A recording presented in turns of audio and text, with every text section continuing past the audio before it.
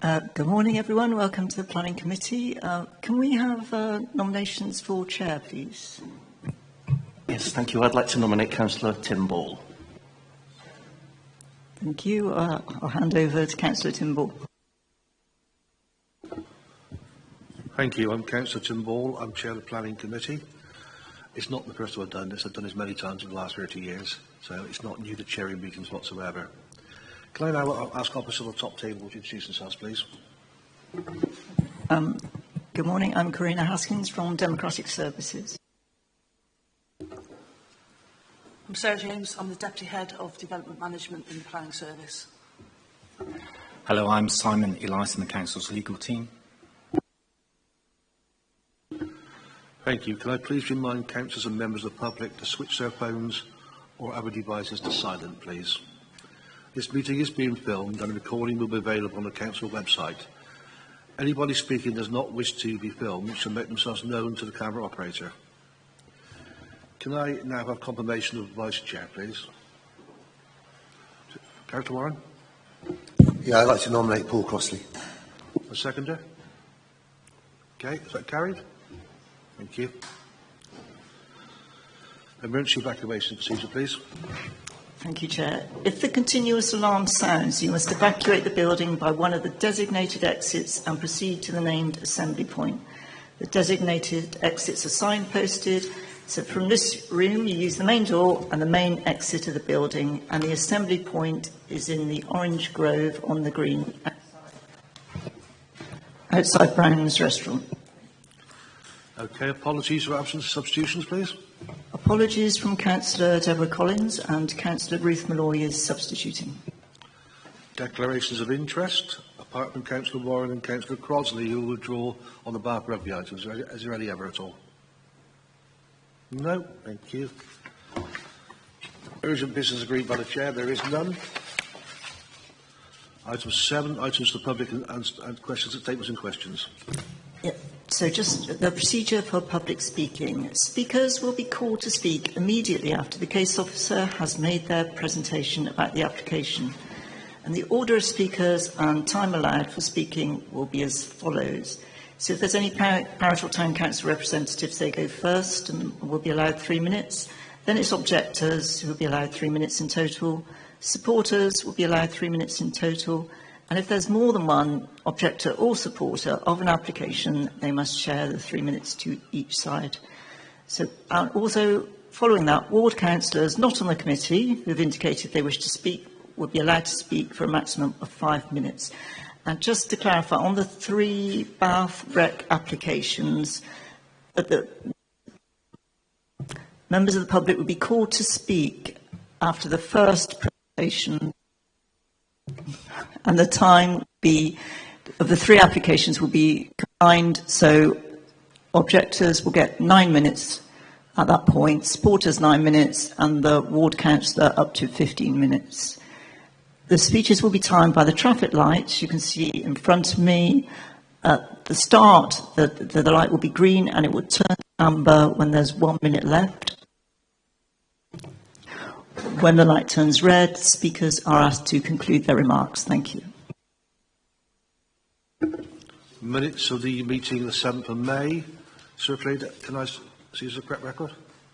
Hello. Seconder? That's you, Toby. Is that agreed by all?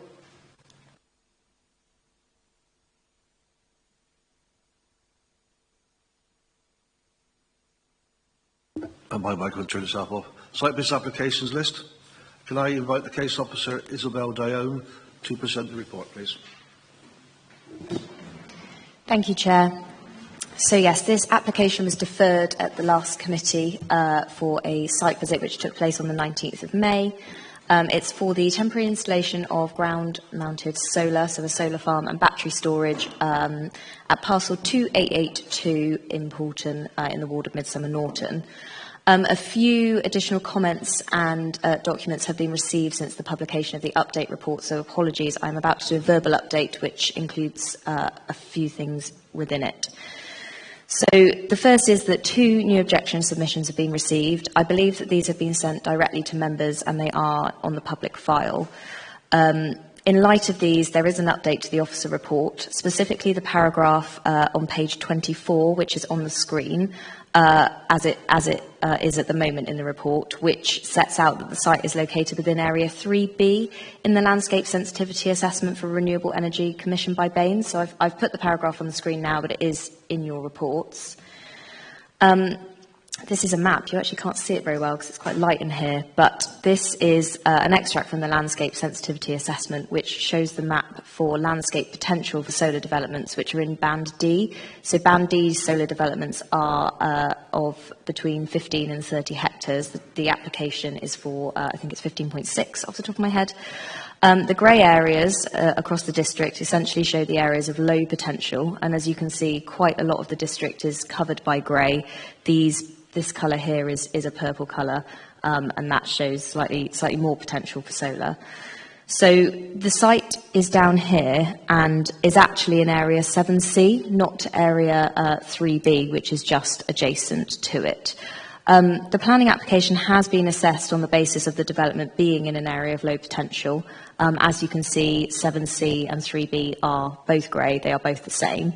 So although this is an error in the report, and I will provide a paragraph to correct this in a moment, it's not considered this error provides a substantive change to the assessment of the scheme.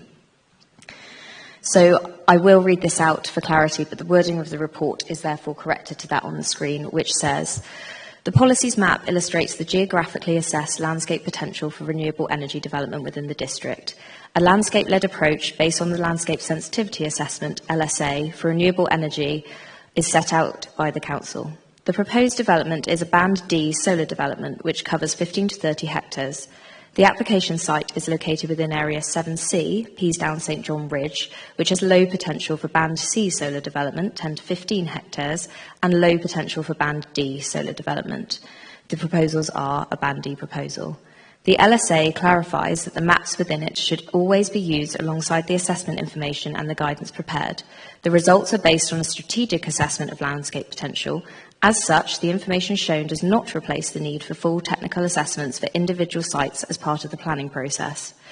Therefore, each application must be assessed on its own merits, and there is no reason why applications cannot come forward in areas set out in the LSA, which have low potential for solar developments of different scales. Impacts to landscape are further assessed within the report. Additional comments were received setting out that objectors believe that the development is a nationally significant infrastructure project, or NSIP, as it will generate more than 50 megawatts of electricity. This is not correct. It's not an NSIP. The solar panels themselves will generate 9.2 megawatts, and the battery storage will allow the storage capacity of 49.5 megawatts, which will then be exported to the grid. So the batteries themselves are not the generators of electricity, they're the storage, so it's not an NSIP. Also raised were some procedural points with regard to the EIA screening and some recent case law that objectors believe changed the EIA screening process by the Council. The Council just want to clarify that the decommissioning stage was screened as part of the process. It is specifically mentioned in the screening matrix issued by the Council. And the cumulative impacts of this proposal and any other developments in the locality are also considered as part of the EIA process. And Section 14 of the EIA screening matrix sets out this assessment. The development is concluded to not be EIA development, and this conclusion still stands. And then finally, the applicant has submitted a note which sets out why rooftop and brownfield site solar is not a substitute for ground-mounted solar. Their note essentially sets out that the availability of brownfield sites can be a barrier to such development, and that rooftop solar often has grid constraints and does not reliably export to the grid. There's some other bits in there, and that has been published on the file. This was done yesterday. The note does not change the officer report. So moving on to the main presentation, the application site is located to the east of Poulton and occupies just over 15 hectares of existing agricultural land.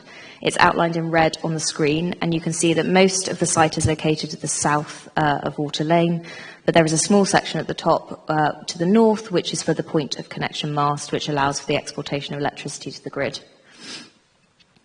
I've just included this zoomed out map. I know a few of you now have been to site, but this just lets you get your bearings a little bit more. So this is Poulton here, the site is with the red dot, and then this is the edge, the northern part of Midsummer Norton, just down here. And then an aerial image of the site, so you can see that the site is currently agricultural fields. Apologies, it is a little dark on the screen. The site is not within the green belt. And then this map shows the public rights-of-way labelled within the vicinity of the site. Then I'll move to some site photographs. As I say, I know most of you were on the site visit, but this image is taken at the junction of Water Lane and Lovers Lane, looking towards the pylon just here, where the point of connection mast will connect to the grid. Then this is taken from the public right-of-way, which runs to the east of the site, looking northwest. This is taken to the south of the site, looking north. This pylon here is where the point of connection mast will connect into the grid. You can just see it in the middle of the screen.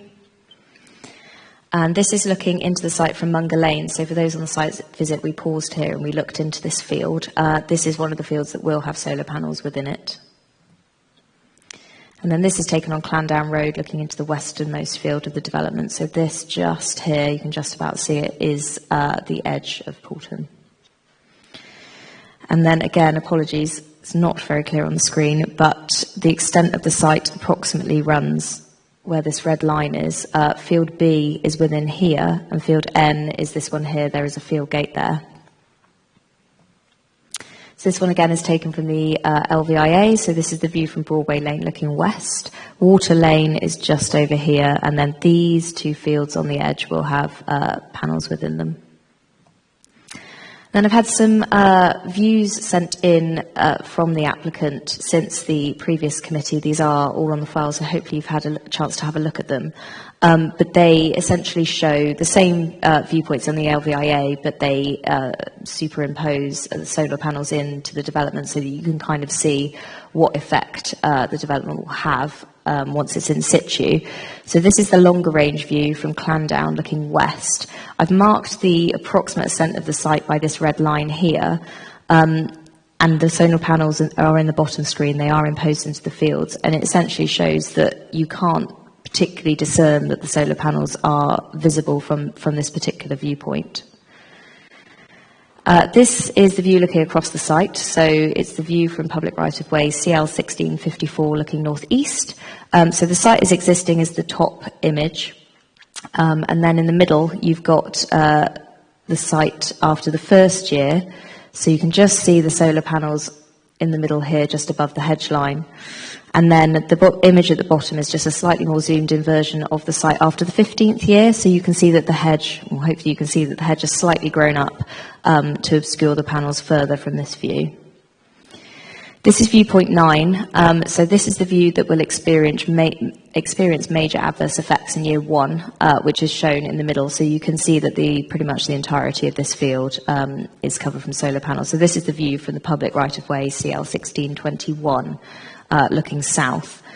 The LVIA sets out, and our landscape consultant agrees, that this major adverse impact will be reduced to a moderate adverse impact after 10 years following the planting of mitigation.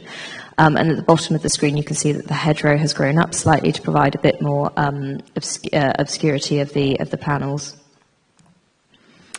So this is the proposed site layout plan. The solar arrays are shown in blue, and then the battery energy storage system, known as a BESS, is located in the middle of the site, just here. This is the point of connection mast to the north of Water Lane, and there are a number of access roads through the development marked in orange, which will essentially be for maintenance. New tree planting is located here.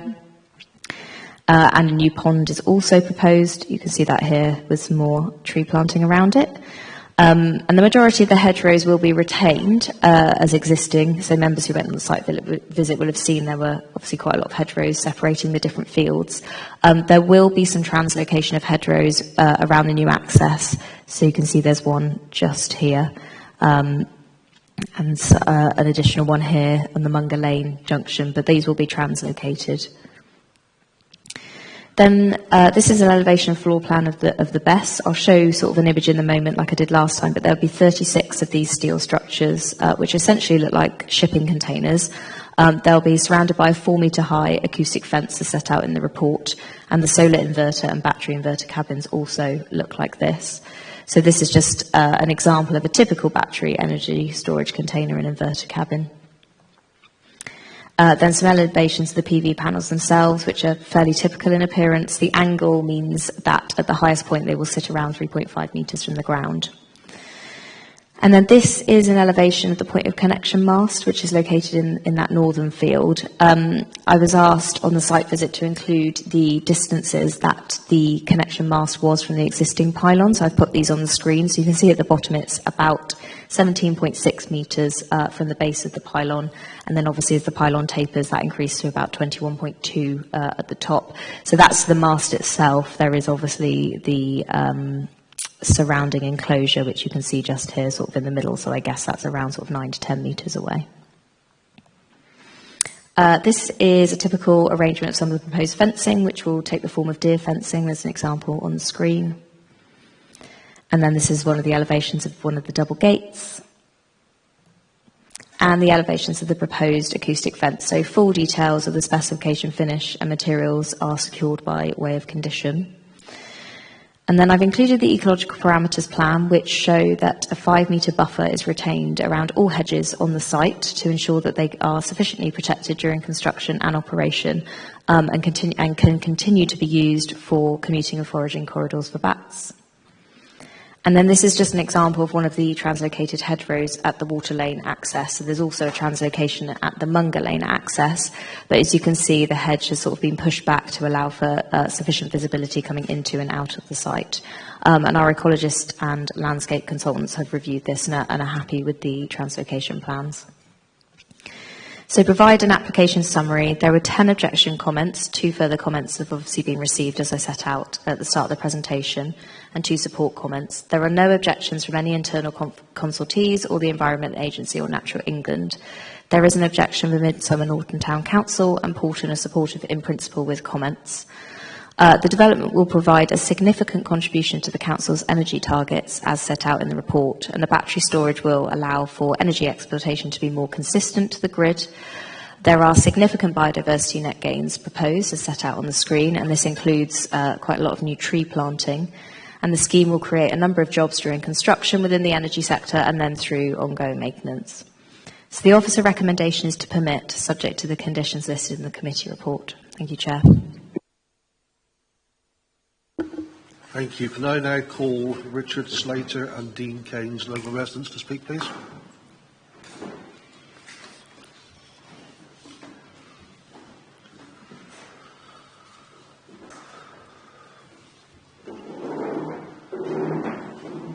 When you're ready to start, you have 3 minutes between you. Right, thank you. Sorry, sir, could you speak? Yes, you have 3 minutes to speak between you. Thank you, Mr. Chairman. My name is Daniel Keynes. The LSA determines the site is in an area, 7C, with low solar development potential. This is an over-the-top, highly visible, full-on major power generation proposal on an industrial scale.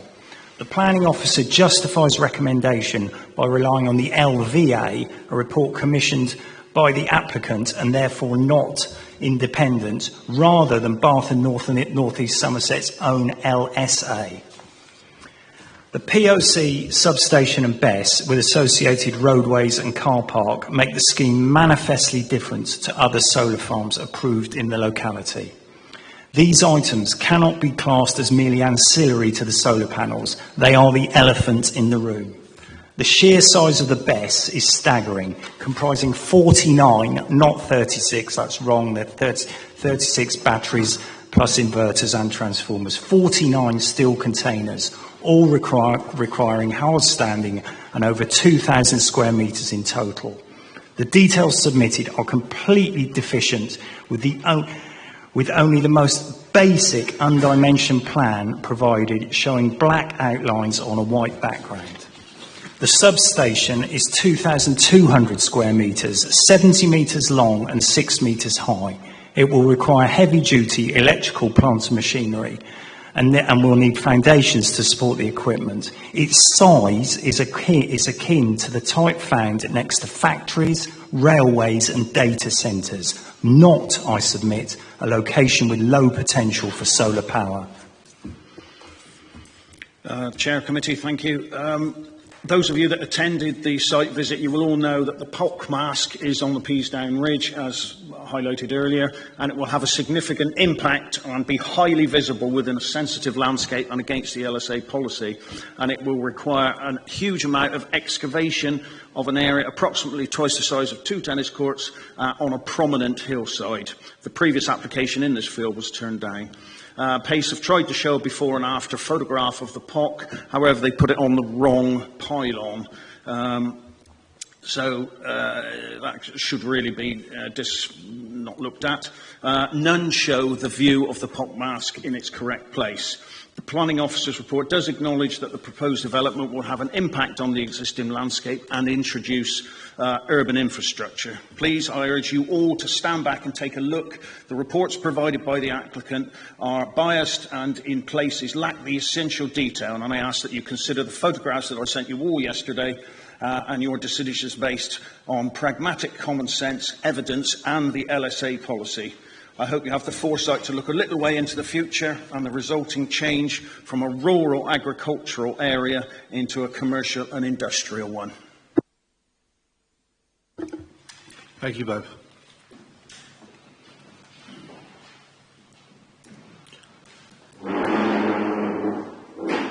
Can I now call Callum Wright and Luke Shackleton?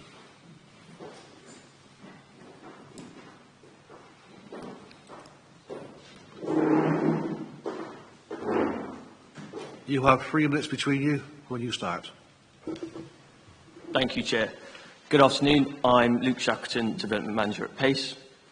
There were several points raised at last month's committee in relation to our scheme, so for clarity, we're going to address each concern. Use of best and most versatile land and food security. Growing up on a beef and sheep farm myself in Somerset, I can assure you that our proposal is of no threat to food security. Cattle and sheep are very similar in relation to food conversion rates, and at present the land in question is used for beef production. As part of our proposal, we have developed a scheme that works in tandem with sheep production, with half of the UK solar farms actually playing host to this dual use, and it's tried and tested. Now bringing it back to planning policy, Bain's local policy steers development away from grade 1 and 2. With our search parameters including this, as well as the full suite of other planning considerations, we located land we believe to be grade 3 or worse. Then we conducted an agricultural land classification survey confirming this site is 3A. Additionally, we have provided a site justification document aligning our case with the National Planning Policy Framework. Thank you. I'll now pass over to my colleague Callum to address further points. We often come across comments that 40 years is a considerable amount of time, and for the sake of clarity, I'd like to point out that this is temporary in planning terms, as the site is guaranteed by both a decommissioning plan condition and legal agreement, including a decommissioning security. I think this is best considered in the context of a housing development, which is by definition permanent in nature. Our panels, frames and other associated equipment are far easier to decommission, remove and recycle, and the ground itself easier to reinstate back to its original agricultural use. Relating to fire safety of BESS, to reaffirm the case officer report, our site is compliant with the NFCC guidance, has had no objections from the local fire chief and includes sealed drainage approved by the Environment Agency, ultimately following best practice for fire safety and monitoring. In the UK, only one incident has been reported at a fully operational site, Carnier Road, in 2020. That system made up just 0.4% of the UK's 4.7 gigawatt BESS capacity, which was otherwise operated safely for thousands of hours. Since then, fire safety has significantly improved. The industry mostly uses safer lithium iron phosphate batteries instead of NMC batteries, and no operational BESS facility approved under the latest NFCC guidance has had an incident. Relating to construction traffic, the site is currently agricultural land suitable for operations with frequent large vehicle movements. The 32-week construction phase will be followed by an operational phase requiring only a small maintenance van once or twice monthly, significantly reducing site traffic. Relating to landscape visual impact, We've worked closely with the council, consultees, parishes and ward members to reduce the scheme scale and incorporated mitigation like screening since pre-up to minimise the landscape harm, as detailed in the case officer's report and other associated materials. To add, the LVIA has been extensively reviewed by the council and agreed as acceptable. Why not rooftops? While rooftop solar is important, it faces limitations in fully realised. Please. Okay, so we've provided the report that I'm sure you've all read. In summary, all planning requirements are met. Collaboration with the LPA ensures mitigation of all I have to stop you now. Thank you.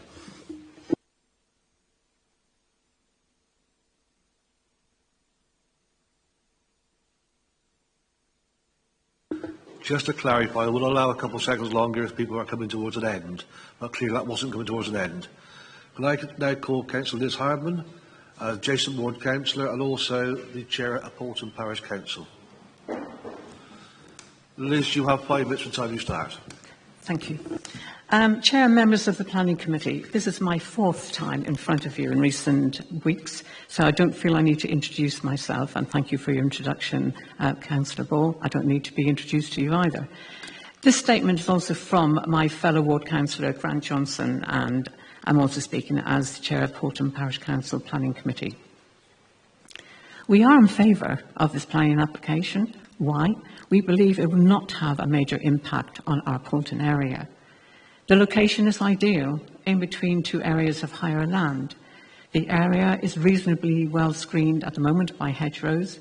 The noise impact has been much reduced, and we think traffic movements can be controlled during construction. There's been widespread media coverage of the application, and despite all this publicity, not more than, I believe now, it's 12 objections have been raised. It appears the majority of local people, especially in my area of Porton, are in favour of this plan. For all of these reasons, we think the planning application should go ahead. The objections to having a solar farm could be summarised: noise and visual pollution, loss of reasonably good agricultural land, poor access to the site, and loss of amenities for local residents. Looking at concerns about the impact of noise, this is mainly associated with noise from the battery storage. We've heard about this. The number of battery energy storage units, BESS, has now been halved. It's been halved. I'll repeat that. The repositioning of inverters is to ensure that the noise emitted is now below, sorry to be repetitive, but I do repeat, below acceptable levels. A 4-metre acoustic barrier has been proposed to surround the BESS area to mitigate the impact of noise from the battery storage units. As far as we are concerned, this will maintain a very low level of noise for our residents. The visual impact will be very much reduced by hedgerows, which have been growing naturally around the perimeter of the site. You will have noticed from the site visit that they are quite high and are doing a reasonably good job in hiding the site from the roads. These current hedgerows have been further enhanced by the plans to introduce new screening to the western boundary of the site, and also to plant 454 more metres of new hedgerows. We believe all of this would screen most of the solar panels from being visible on the nearby lanes. A visual and landscape assessment has found that the development would not be unduly prominent or dominant in the local landscape. However, we did have concerns, as has been raised, about the location of the POC mast, but feel this is mitigated by it being sited by an electricity pylon. We have had concerns about access to the site, particularly during construction time. However, I have now revisited Mungo Lane, Clandown Road and Water Lane, and I believe a construction management plan could manage movement of traffic in the area. The roads are not that narrow, and as you saw on your site visit, they are not overly used. There was widespread coverage in the local media about the solar farm application, and a public event was held in our local village hall in Porton, which was quite well attended, to publicise the application. It would appear most people in Porton are in favour of this development, as there have not been more than, as now, 12 objections. However, it would appear that agricultural land of reasonable quality will be lost. This will, of course, revert to agricultural use after 45 years. So the loss of farmland needs to be weighed against the need for a renewable energy supply. In this application, we think the need for renewable energy outweighs that of the need for farming land. It's a hard one, that, but I think the balance is right. I believe the applicant has pledged financial support for local councils. Could this be agreed prior to planning permission being given? Also, is it possible for local residents to have a reduction in their energy tariffs? I can but ask. I've also heard that power purchase agreements may also be available. To conclude, we believe the concerns regarding noise and visual pollution have been addressed. We believe there is support for this application in Poulton. We think a construction traffic plan can be managed. We think that the construction traffic can be managed with a traffic plan. And as I've mentioned, the main disadvantage of the solar farm is the loss of agricultural land. And we think this is balanced by the production of much needed new renewable energy, saving up to 2,320 tonnes of carbon dioxide a year, which is why we in Poulton are in favour of this plan. Thank you, Councillor Harman. Can members indicate that they wish to ask officer questions, please? Councillor Warren. Thank you, Chair. Do you have any idea what's been grown on that land in the last, say, 10 years? I know it's grass at the moment, but do you know what was grown on it previously? No, I'm not sure. Councillor Hughes. Thank you. I've got a couple of questions for you. I mean, the first question is relating to the lands, the designation of the lands. 66% of it is designated as 3A. Now, I understand that our own policy, RE5, only relates to grades 1 and 2, but the MPPF also includes in that assessment 3A, which it grades as amongst the best and most versatile land. My understanding is the MPPF requires an assessment of the land, the surrounding lands, to ensure that we're not using 1, 2 or 3A for this type of construction. Yes, so you are correct in terms of the percentage splits, and that our planning policy RE5 does essentially just protect against grades 1 and 2. The MPPF does include 3A as the best and most versatile land, and it says in para 187B that essentially planning decisions should contribute to and enhance the natural and local environment, including the benefits of the best and most versatile agricultural land. So what I think members need to look at here is that, obviously, first of all, policy RE5 has been through examination, so it is our local policy. We have to apply it. But if members are going to take the view that that the land 3A is the best and most versatile in this case, then really the sustainability benefits need to be balanced against the harm of that loss, which is temporary. It is a 40-year time period. So it's not as nuanced as just saying, well, it's on 3A, we're not going to accept that. What you need to do is say, okay, it's on 3A, I believe that is the best and most versatile as per the MPPF, but what I then need to do is balance the sustainability benefits and credentials against that harm and against that loss. So I think that's the judgment that members need to come to, is whether, those benefits which are set out in the report do outweigh that loss. Okay, thank you. My second question relates to the battery storage. So there's quite a large part of this construction is the large battery containers and the transformers and inverters.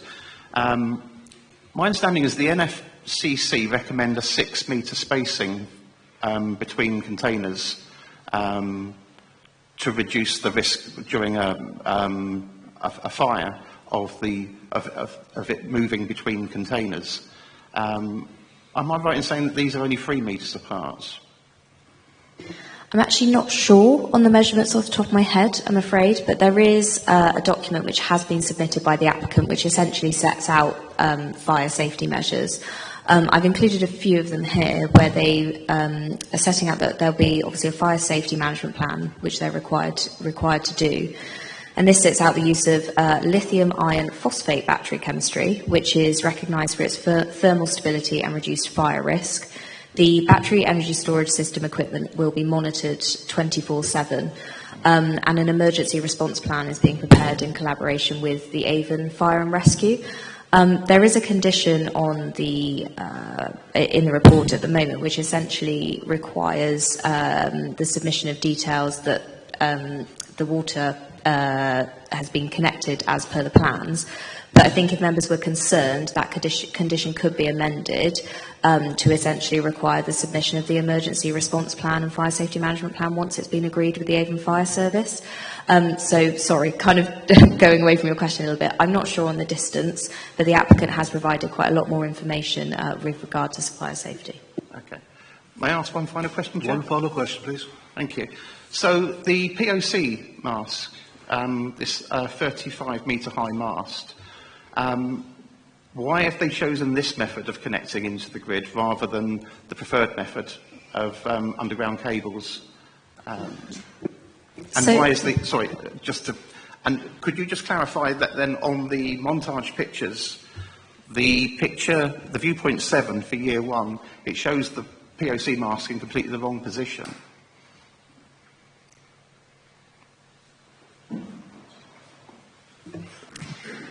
There we are. So in relation to your first question, I believe it's a viability issue, and in terms of how it technically can connect to the grid. So as we discussed for those on the site visit, you'll remember the site out at Marksbury, where a solar farm was permitted, and that used underground cabling to connect to the grid. Now that involved, I think it was about 5 to 10 kilometres, I can't remember the exact distance of underground cabling.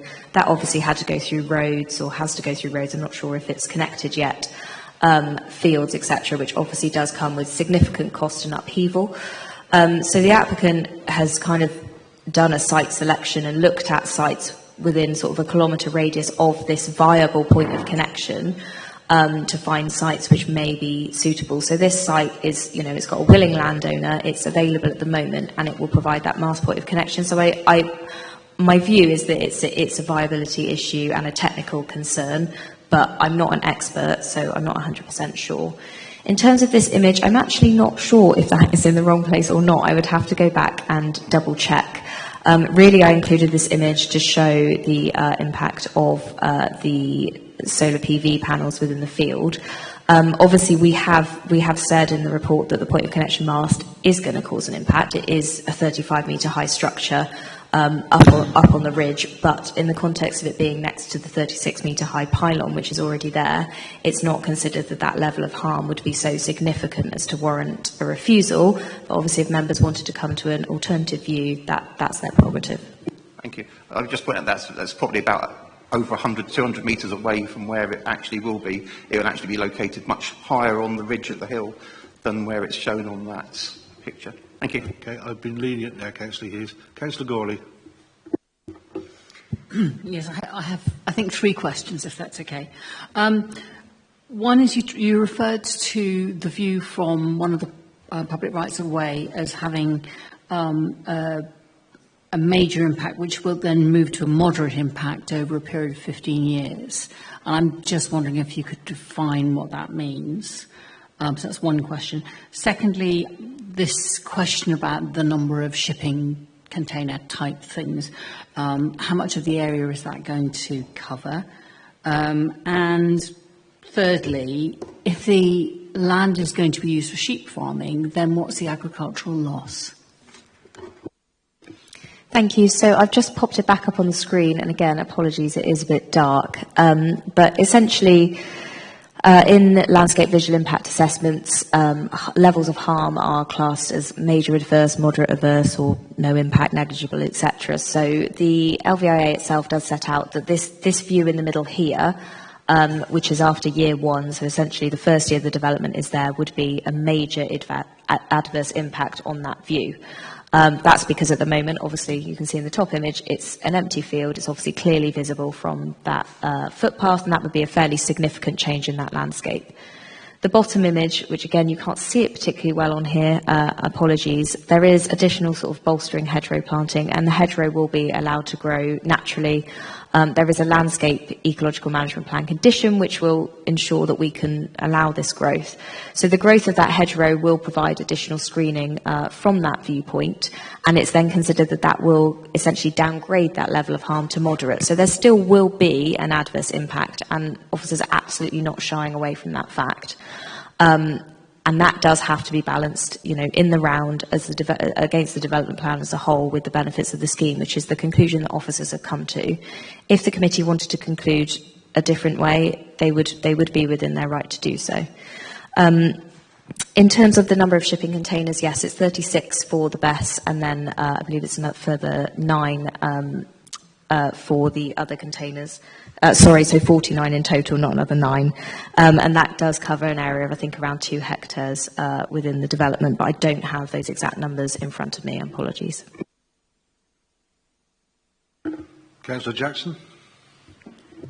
Thank you, Chair. Councillor Gurley's second question was more or less what I wanted to ask, because looking at the sort of the whole area, I was wondering, with all these containers there and quite closely packed together, whether you wouldn't have a sort of built environment effect, and the total effect of the construction would be that Poulton was running into Midsummer Norton with the Monger Lane development. So I just wondered if the officer would like to comment on the spatial impact of this entire scheme.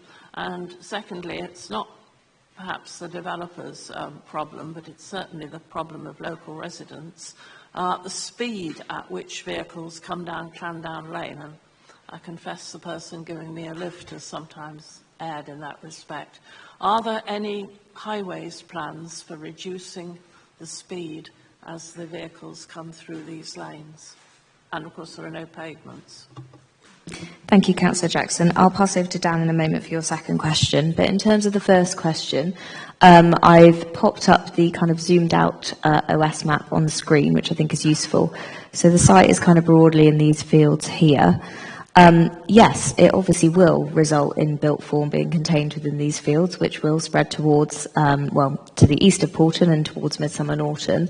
The site's not in the green belt, so we're not really considering the merging of sort of towns and villages in terms of green belt impact. It's obviously outside the housing development boundary, but it's not for housing. So I wouldn't say that that's a particular consideration here, apart from if members were to feel that this would be a kind of significant landscape impact, that the potential merging of those two areas might cause significant landscape harm. I would say that there is still a fairly significant gap between the two. So my view and the view of our landscape consultant, it hasn't been raised as a particular concern. I'll pass over to Dan. Just on the highways question, any planning permission would secure a construction traffic management plan, and part of that would be a traffic management plan for the site access on the local highway. So that would seek to mitigate the concerns that you've just raised. Councillor Malloy. Thank you, Chair. My question is just really just trying to understand how temporary is temporary, because I've heard 45 years and 40 years, and in the condition number 18, the decommissioning strategy, it says that no less than 6 months before the final export date, I assume that means of exporting electricity, or before the 45th anniversary of the first export date, whichever is soonest, a decommissioning strategy and site restoration scheme will be submitted. So that all sounds very good, and that it can be reversed, essentially. But so it's just being a bit pedantic about the timing, because if that's the case, could it end up actually being, depending on how long it takes to get the first export of electricity, could it end up, nearer, beyond 45 is what I mean. So could you clarify that, please? Thank you. Apologies, yes, I misspoke earlier and said 40, it is 45. So this condition essentially is trying to create a backstop date of the 45 years, so it shouldn't go beyond that. If members wanted this to essentially be changed, to absolutely firm that up, I would say that obviously there will be a period of time for decommissioning, so this condition essentially will set out the timeframes for removing that material. It's not that on the 45th the 45th anniversary, everything will be removed. It's that we will have a plan to remove it, but that may take, 12 to 18 months. I'm not sure on the time frame. Obviously, the time frame for construction is around 18 months. So there will be a period of decommissioning, but the point of that condition is to ensure that we have that backstop date, we have that plan in place, and then we will agree a time frame for all that to be removed. We obviously wouldn't be agreeing something like sort of 6 to 10, a significant period of time in years for that to be removed. It would have to be reasonable timescales for the work. May I come back on that, please? A sort of supplementary Yes, question. please. Thank you. Just a short one. So that's in place then with this condition. However, if it was able to continue, with some replacements of parts, possibly, I don't understand the intricacies of the science of it, would a new planning application then be required to continue beyond that period?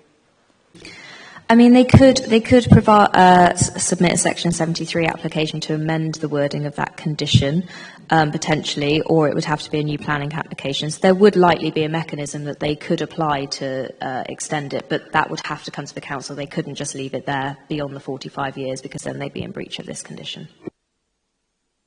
Councillor Jackson. That was the question I wanted to ask, Chair, so thank you. Thank you. Any more questions for anybody? No? Very brief, as to use. Well, be as brief as I can. So, in terms of public benefits, I understand that we're talking about £62,000 over 45 years to be split between both Midsummer Norton and Poulton Council. Is that right? That to me works out as £650 a year. So that financial contribution is outside of the planning process. It hasn't been agreed as part of the planning process. It hasn't been weighed into the planning balance as a benefit. And I would urge members that they cannot weigh that as a benefit in this planning balance, because we're not securing it through a Section 106. That's a private arrangement between the developer and the parish councils or town councils. It hasn't been set out in the report as a monetary benefit. So, is there any public benefits?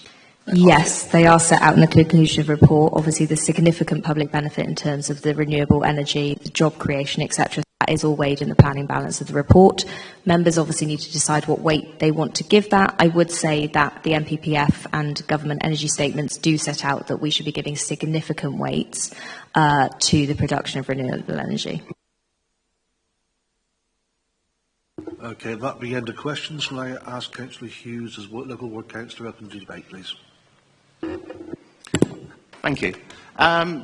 So, as you can imagine, as the ward councillor, I've been contacted by a lot of residents about this, both objecting and supporting this application. So it's important that I've had a thorough look at the application. And, of course, there are some benefits. Solar, there are some benefits to renewable energy. I have concerns about this particular application. My first is the use of agricultural land.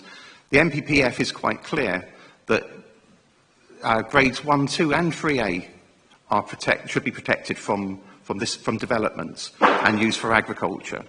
66% of this site is 3A, and as we heard at the beginning, this is 7C, so moderate to low solar potential sites.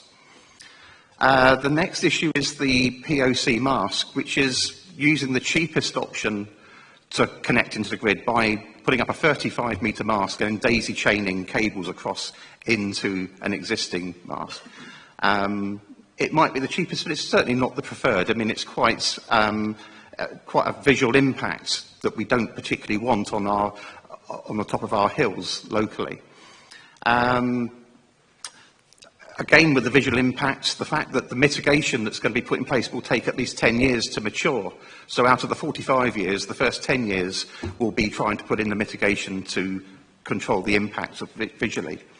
Battery storage is a concern. The BES batteries, they are potentially an issue, as we know, for thermal runaway. And we know recently there was a fire at Cheltenham and it required 40 firefighters to attend. Concerns of whether you have the access to be able for 40 firefighters to attend this site would be a concern. And as I mentioned earlier, the NFCC recommend a 6-metre spacing between battery storage containers. And from what I can see from the information available on this one, the storage containers are 3 metres apart. So again, the issues of battery storage is a concern. I'm also quite concerned about the sites of the battery containers. I mean, it's quite... This isn't just green fields with solar panels with sheep grazing underneath them. This is a huge industrial development for 36 containers of batteries, plus 13 containers of transformers and inverters. So that will have quite a big impact, to the point where there has to be a 4-metre acoustic fence around it to try and protect the residents from the noise it's going to create. The construction plan concerns me.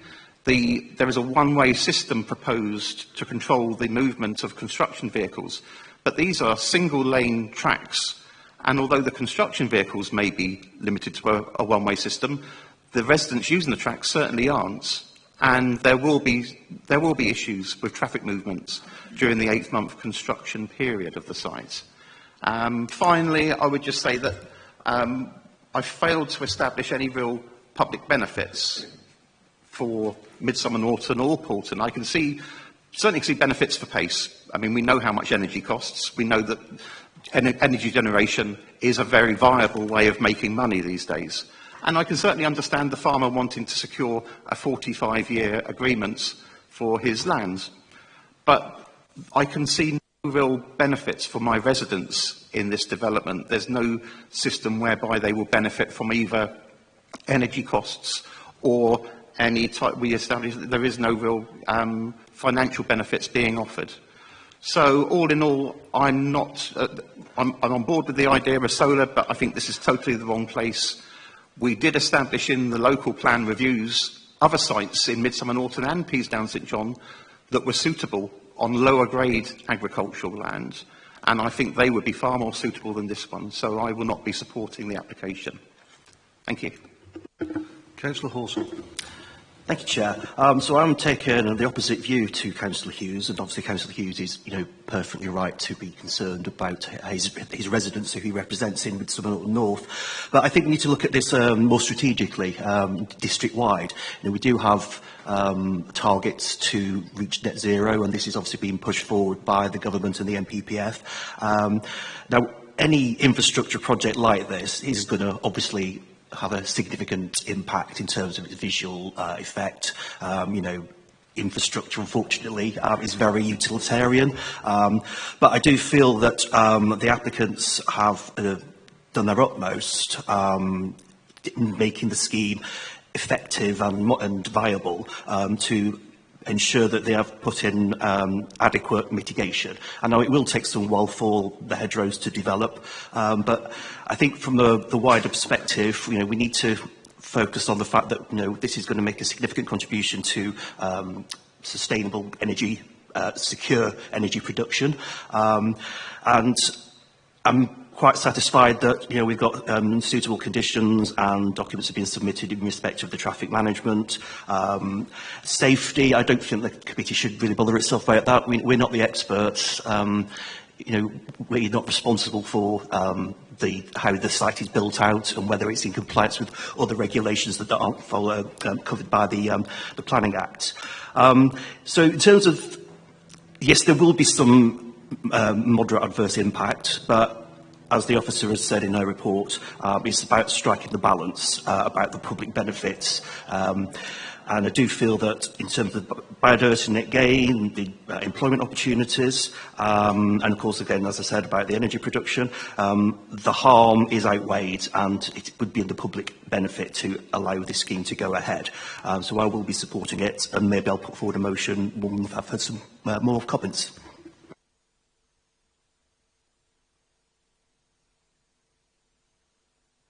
Thank you.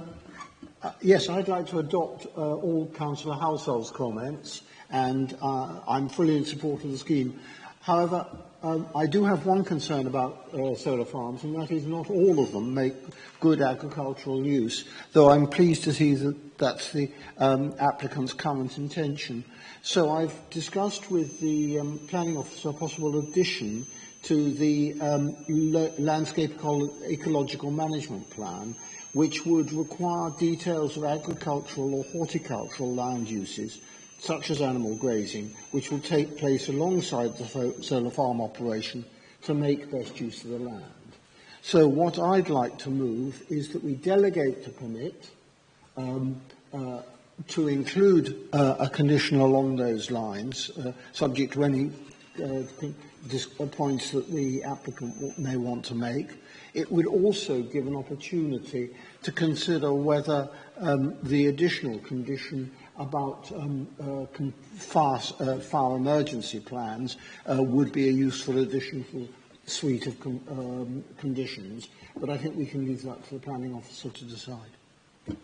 So I'm moving delegate permit. Okay, we've got a motion delegate permit from seconder, please. Yeah, I'd like to second that, and I would agree with the additional conditions that have been suggested, therefore if we could consider delegated permit. I think one important thing to say here is that we're always told that planning and planning policy should be community-led, and as Councillor Harden said, the parish council supported it, and I know whilst it's in Midsummer Norton, the effect and the impact will be on Poulton itself and their residents. With the support from the parish and, with only 12 objections, I think this basically suggests that there is some contentment with this scheme going ahead. Councillor Warren. Thank you, Chairman. That's quite timely, actually. Just going to correct Councillor Halsall. The parish council actually didn't. It's a town council, and they objected to it, the area it's in. Poulton may have done, but it's not under Poulton. It's one of those things, when you look at it, clean renewable energy, what's not to like? I just wonder the benefits long term. You have to make all the panels, you have to put all the panels up, you have to get them there, etc., etc., etc. You lose land, whichever way you put it, you lose land. You can see the sheep grazing, which I don't see very often, to be honest with you. Farmers got a lovely crop. I said this before, the best cash crop, long term, maybe other than houses, are solar panels. They're not reliant on, to grow, they're not reliant on the rain, they're not reliant on the sunshine. When they're running, they may be reliant on the sunshine. But you do lose the land. So farmer, he loses his land. Does he cut down on his animals? No, he doesn't. He looks for other land. We've got one up by us along the Marshall Plain. The farm there, he can't make his silage anymore.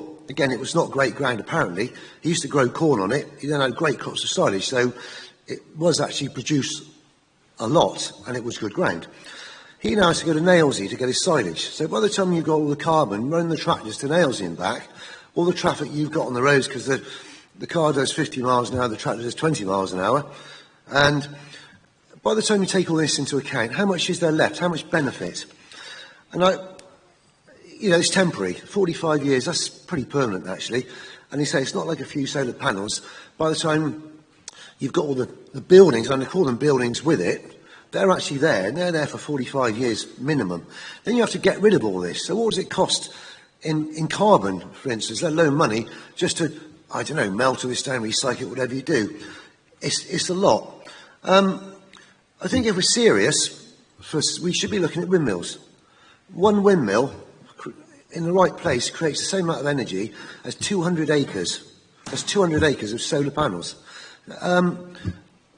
You've got one windmill that takes up a lot less space than 200. I mean, a lot of people don't like them, actually I get a Hollander, I think they look quite nice actually, they're serene, they're going around, and they're doing something. So I just can't support this. I just don't really see what, there's no benefit to the locals, and by the time you take out the carbon costs of producing it, taking it down, and the extra in running the farms and the loss of land, and we talk about mitigation in the hedgerows, right? We've got hedgerows there already, they might be growing a little bit higher.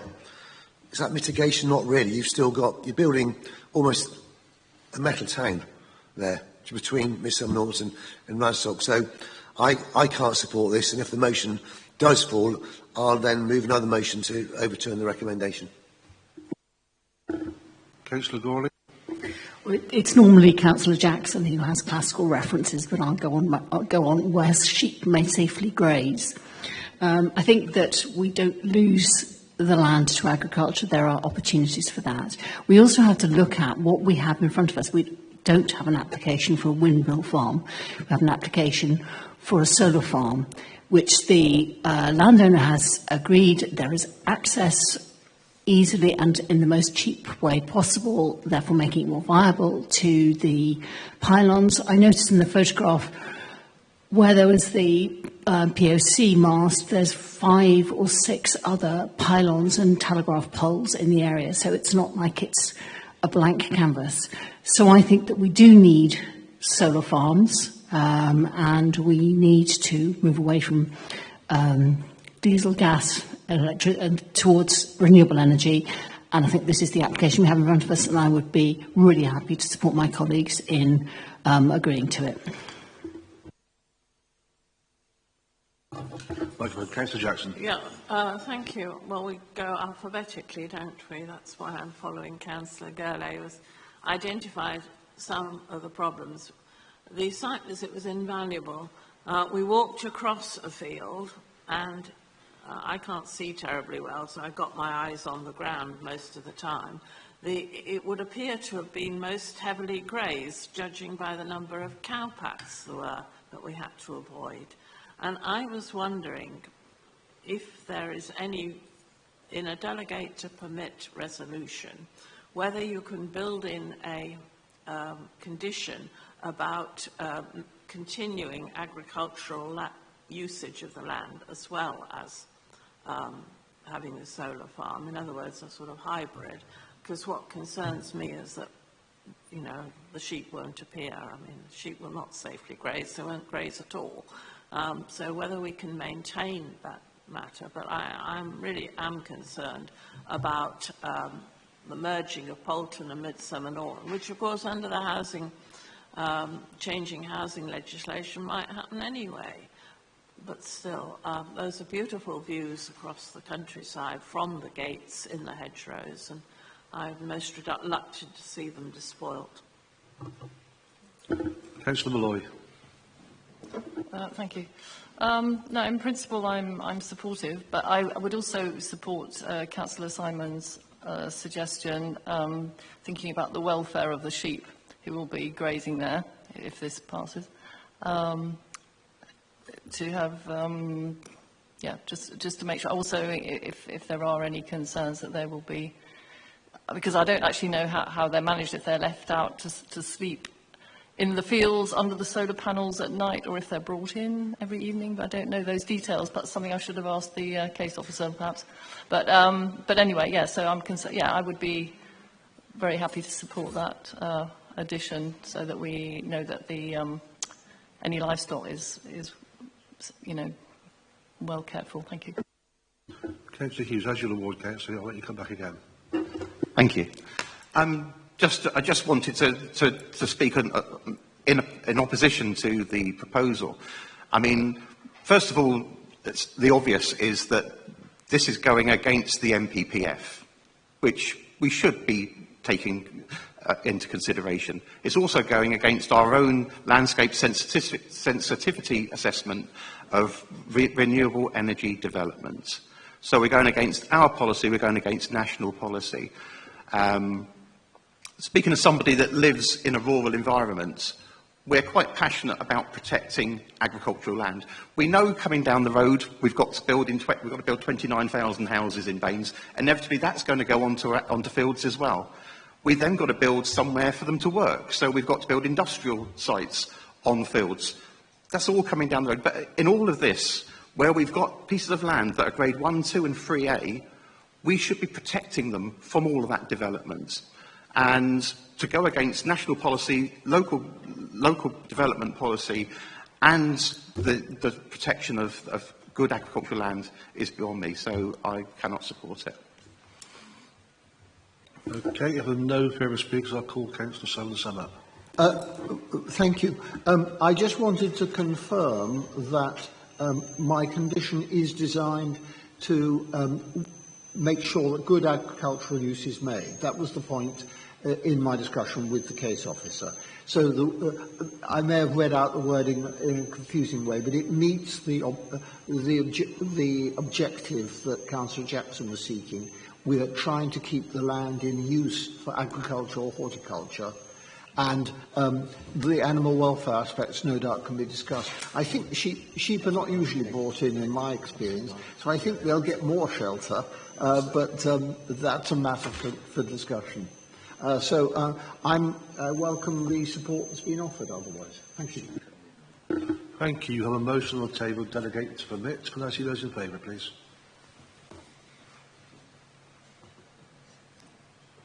Seven in favour. And those against? 3 against. That is carried as delegate to permit. That's that item concluded. Can I ask Councillor Crosby and Councillor Warren to withdraw now, please? We're going to have a 5-minute toilet break as well, please.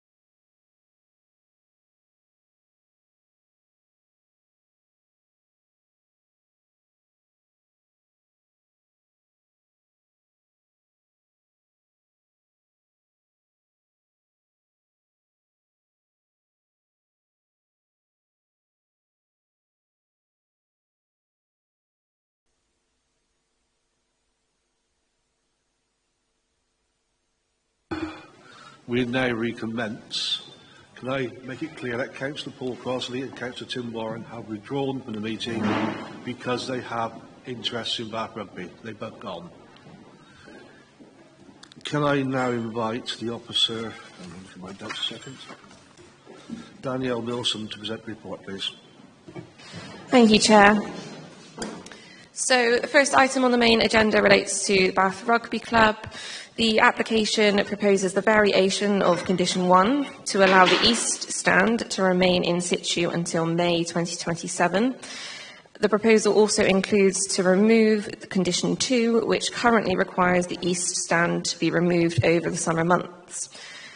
The site is probably very well known by most, cited within the World Heritage Site double inscription. It is also within the Bath Conservation Area and is also within the setting of many listed buildings as set out in the report. So the first application presented today of 3 applications that you will see relates to the East Stand, which is highlighted by the red outline. There has been a very long run of applications relating to these temporary stands on our system. They date back to 1997. On the screen in front of you are the most recent applications, with the 2015 application being the most recent full application. The subsequent variations have extended those timeframes up until this year. Last year, there was an application to allow the East Stand to remove over the summer of 24, which was approved by committee members. So if approved by members today, the application would approve the variation of Condition 1 and removal of Condition 2, essentially facilitating the retention of the East Stand all the way through until May the 30th, 2027.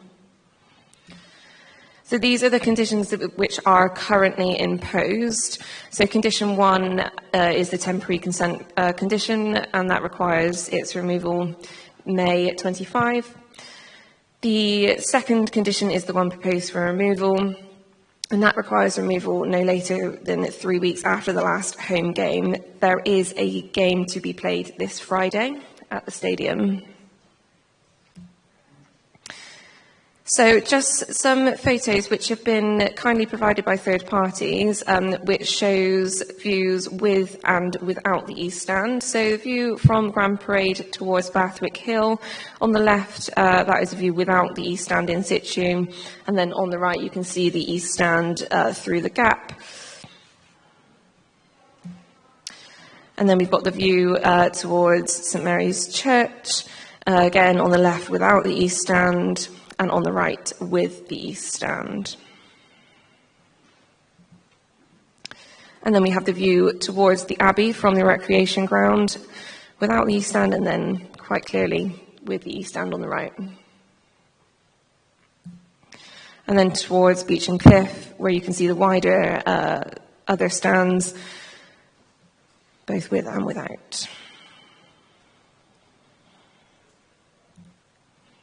And then just an aerial view from the Abbey Tower, showing the East Stand. So officers have concluded that the retention of the East Stand would lead to less than substantial harm. However, it is considered to be outweighed by the public benefits associated with the retention, and this is discussed within the report. So the officer recommendation is to permit the application to vary Condition 1 and to remove Condition 2. Thank you. Thank you. Can I now call Rosemary?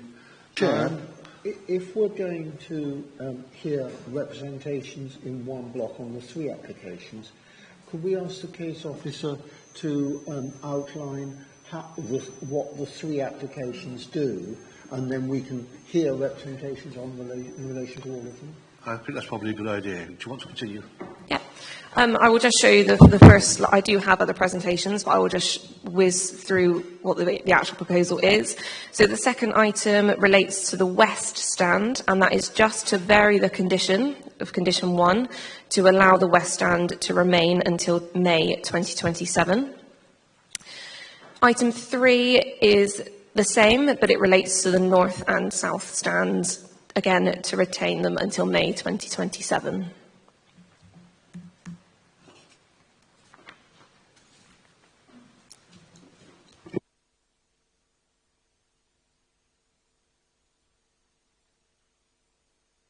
Okay, we're going to have all brief presentations now, and then we'll bring the speakers in.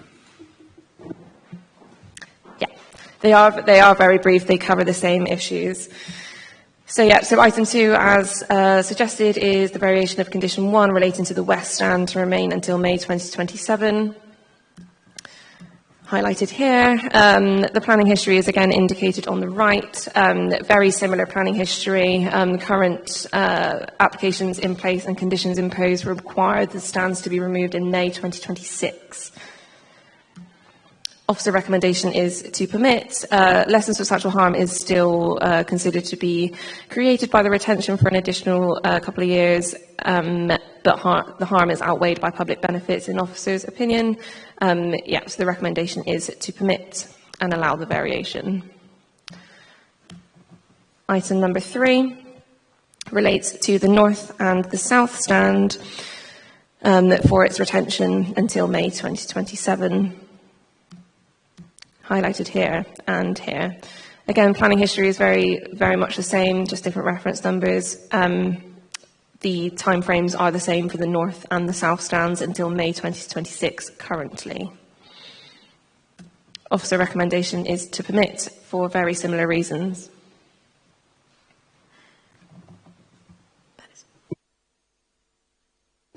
Thank you. Can I now call forward Rosemary Kine, local resident, and Keris Humphreys, Pulteney Resident Association.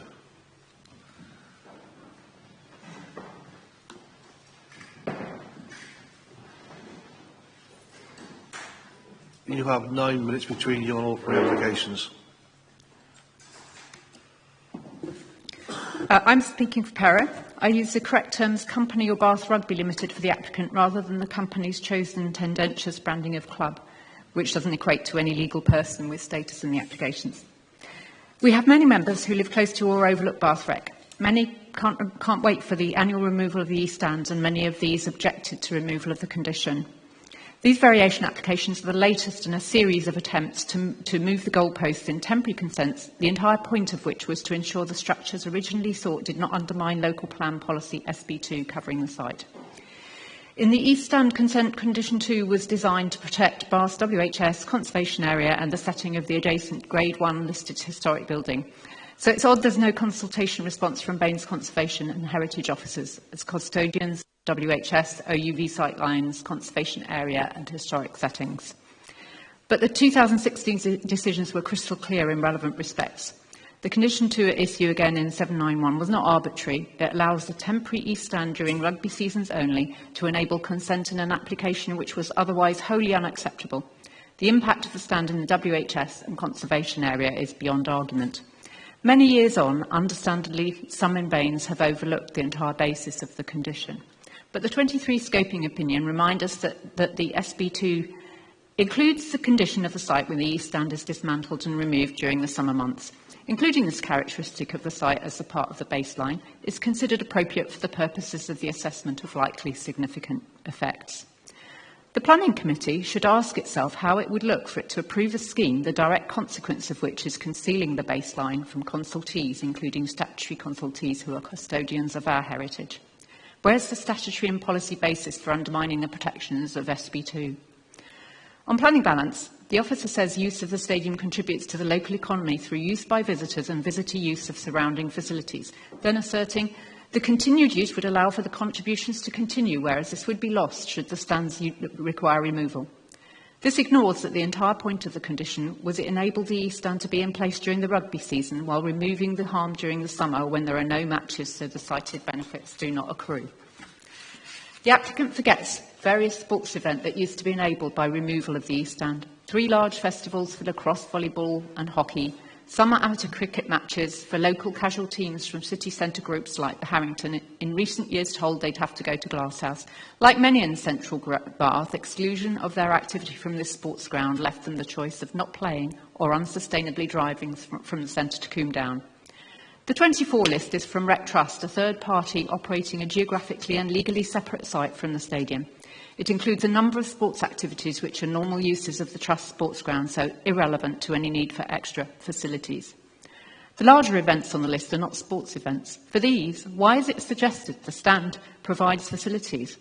Photos show the unis had separate toilet blocks brought in for their events, as those photos show. Both unis emphasised success of the last 2 years, but removal of the stand in 23 escaped their notice with no mention of resulting challenges. Providing toilets was no problem for events over many years and isn't now. The officer asserts the use of the site is controlled by crowd management measures, and this is not subject to change as part of the application. A search for controls covering the larger events was fruitless. If they exist, they lack all transparency. Is the officer saying that the bar advertised on the Bath Uni website as open to purchase drinks is covered by Bath Rugby Limited's licence? It isn't. Or that the same licence covers a loud, amplified outdoor live music played for hours during the foundation event? It doesn't. Or that the Bath Rugby travel plan applies? It doesn't. 5 weeks from Carnival, an event mostly in our area, our requests for information on controls, as usual, are unanswered. The report attaches moderate weight to carbon considerations, which is unsubstantiated. The data asserted in last year's Planning Committee were incomplete and challengeable, and it subsequently became apparent that any authentic correspondence containing it, if it ever existed, had been deleted. What's the proportionate burden in context of the rugby season? What are the lorry movements associated with the supposedly enabled non-sporting events? And where's the life cycle carbon data of the plastic-containing pitch retro-formed in November 23 and for protection of which retention of the east stand seems a factor? The officer proposes condition 8 that any consent does not convey consent for any other development, including any flags or advertising. A trail of unpermitted developments proves this inadequate.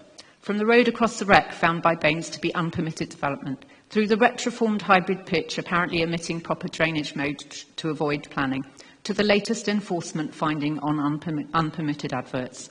NPPF 141 makes amenity relevant for adverts. LED advert had hoardings on the south and east stands without consent since September 23 direct flashing bright light into local homes. Lit many hours before matches, they beam adverts for hours into homes and at tourists. The long row of adverts on top of the east stand was added in autumn 24 across 2 key WHS views, but the company won't comply with Baines' enforcement finding.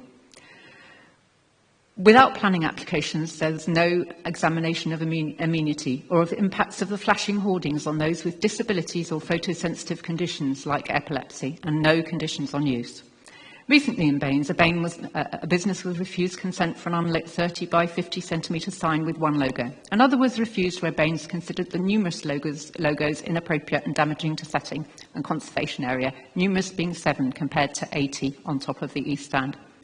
In consent for a video ad, conditions limited hours and days to protect residential amenity.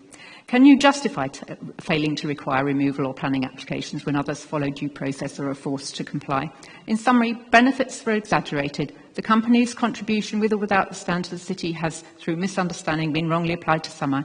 Events asserted to be enabled by retention of the stand were equally enabled by removal of it in previous summers. Reliance is wrongly placed on controls which don't exist, don't apply, or are not transparent. The planning balance does not favour removal of the 791 COSA. Consent given, it must require applications or removal of the ads. Okay, do you want to say your part? Received 28th of February, consultations by the 10th of April, the stand should be down. I speak as Bath's most affected citizen. My house and garden are next to the north and east stands. Over 15 years of approving renewals of increasingly larger temporary stands, my outlook has changed from a grass playing field to seeing only the massive Dyson-branded east stand, not a blade of grass to be seen, all for 16 days of rugby matches. I also speak for many neighbours, support the 44 registered objectors, mostly with sound planning arguments, only 4 in support, none material to planning. Have you read them? I speak for other rec users and visitors to Bath for our iconic views and setting. Permission for the temporary stand with the requirements it be removed and grass reinstated for the summer started in 2005. Reason for removal given is in the interests of conservation, setting of listed buildings, amenities of residents and users.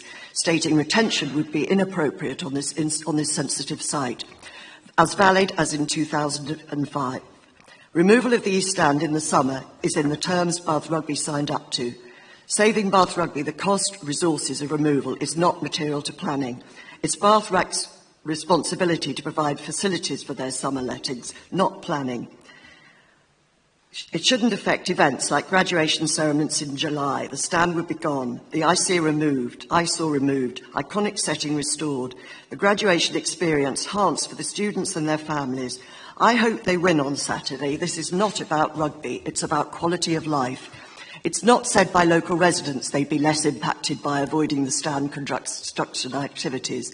Me and many neighbours count the days until it comes down, every bang worth it to be relieved of the eyesore and reviews restored for the summer. A former leader of Baines was overheard saying, whatever Bath Rugby want, Bath Rugby will get through planning. Just look up the record since then. Approve this application.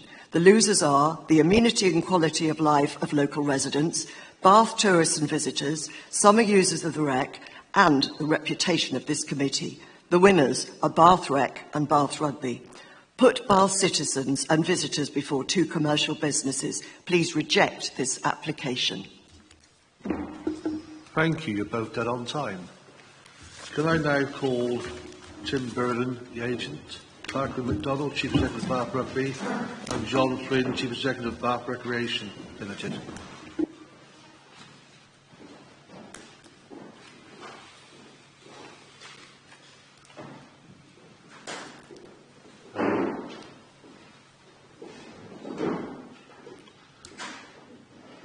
Gentlemen, you have 9 minutes between you when the first person starts speaking.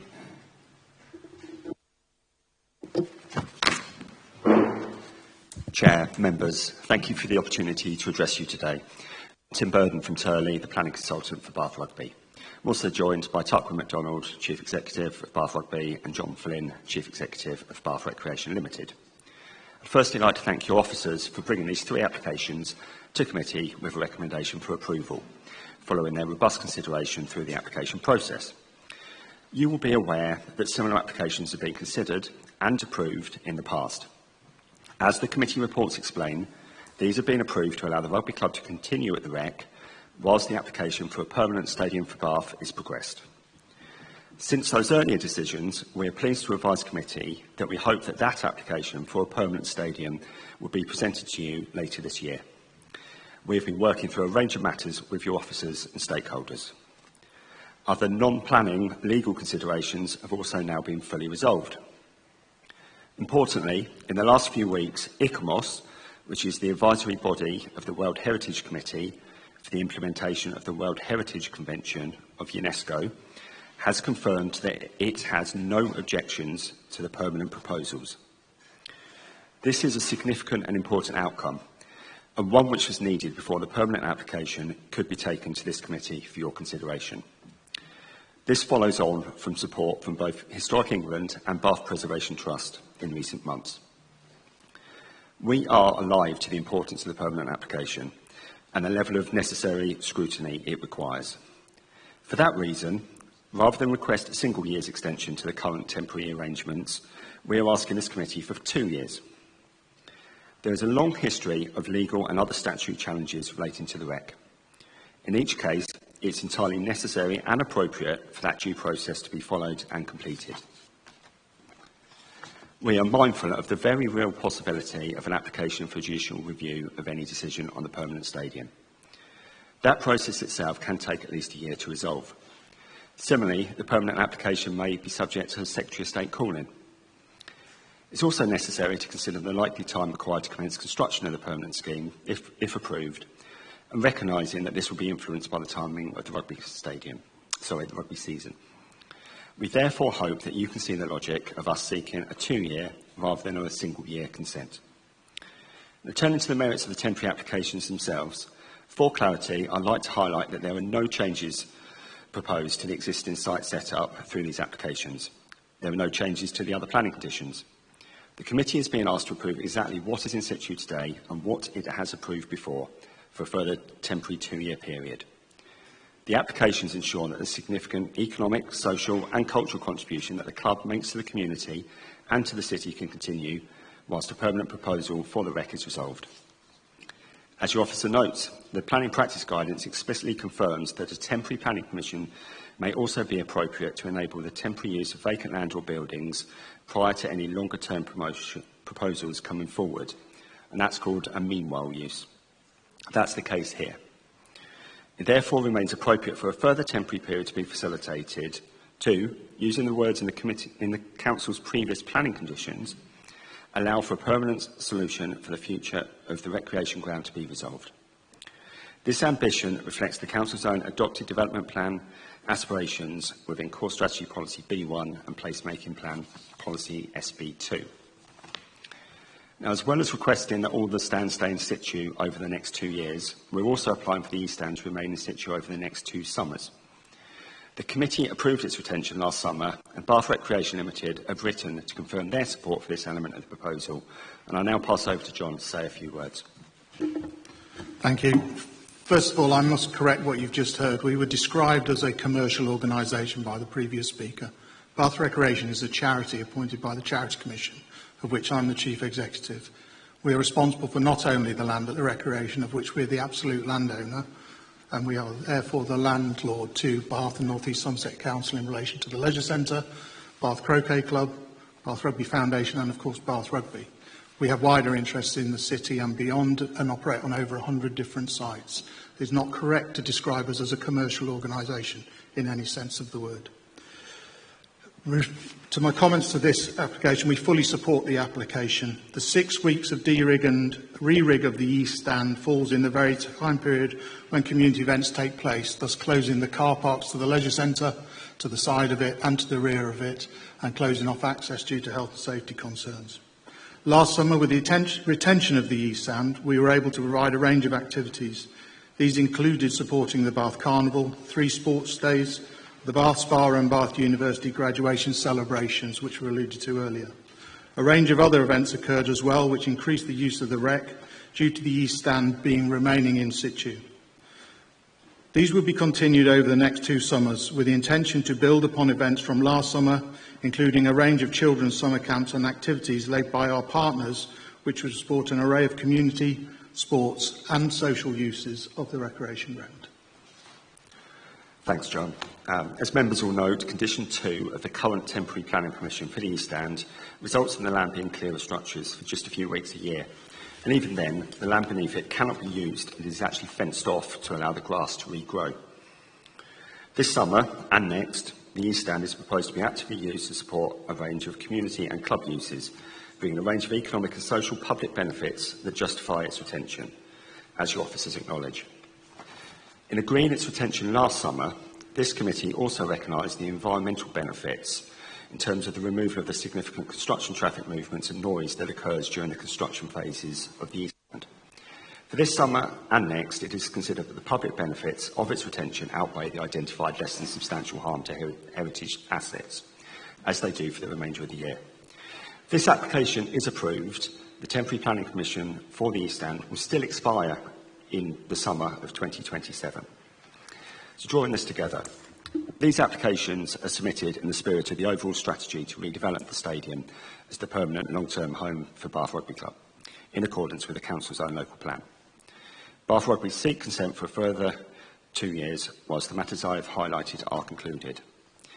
There are no changes in circumstances or material considerations with the proposals since they were last before you, and they comply with the relevant National and Development Plan policies, as has been concluded in previous decisions by the Council and in the officers' reports before you. We therefore ask members to approve these applications in accordance with your officers' positive recommendation. Thank you.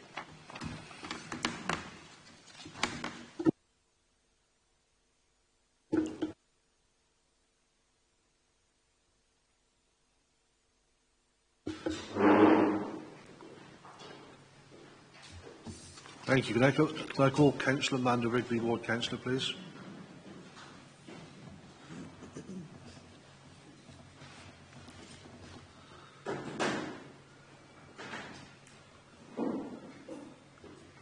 Councillor Wrigley, you have 15 minutes to address all 3 applications, and when you start speaking. I can see the look of delight on all the members' faces at the thought I've got 15 minutes. I don't think I will need quite that long, Chair, but thank you for the offer. This is feeling a little bit Groundhog Day, a little bit déjà vu for me. For some of you, this may be new. For others, you've heard different justifications over the past few years for not adhering to the permissions which were always given as temporary.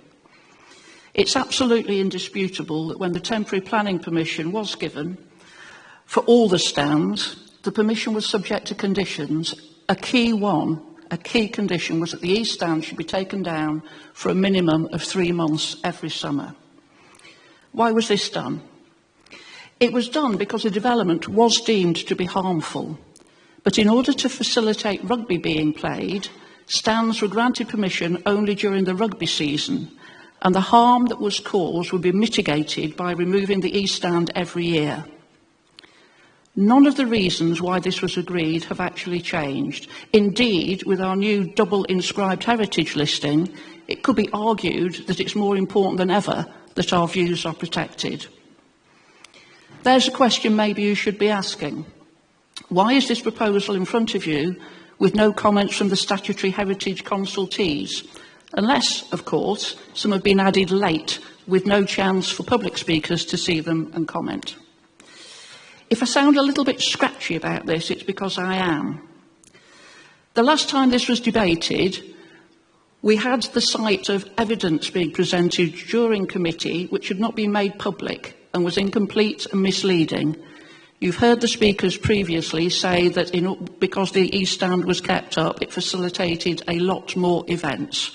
Were that to be the case, why was the carbon created by those events not offset against what was just presented as a one-off carbon reduction by not taking away the East Stand?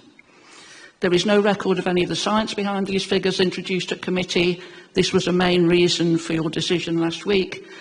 And in fact, the carbon emissions, we believe, are actually more given the additional activity that was on there.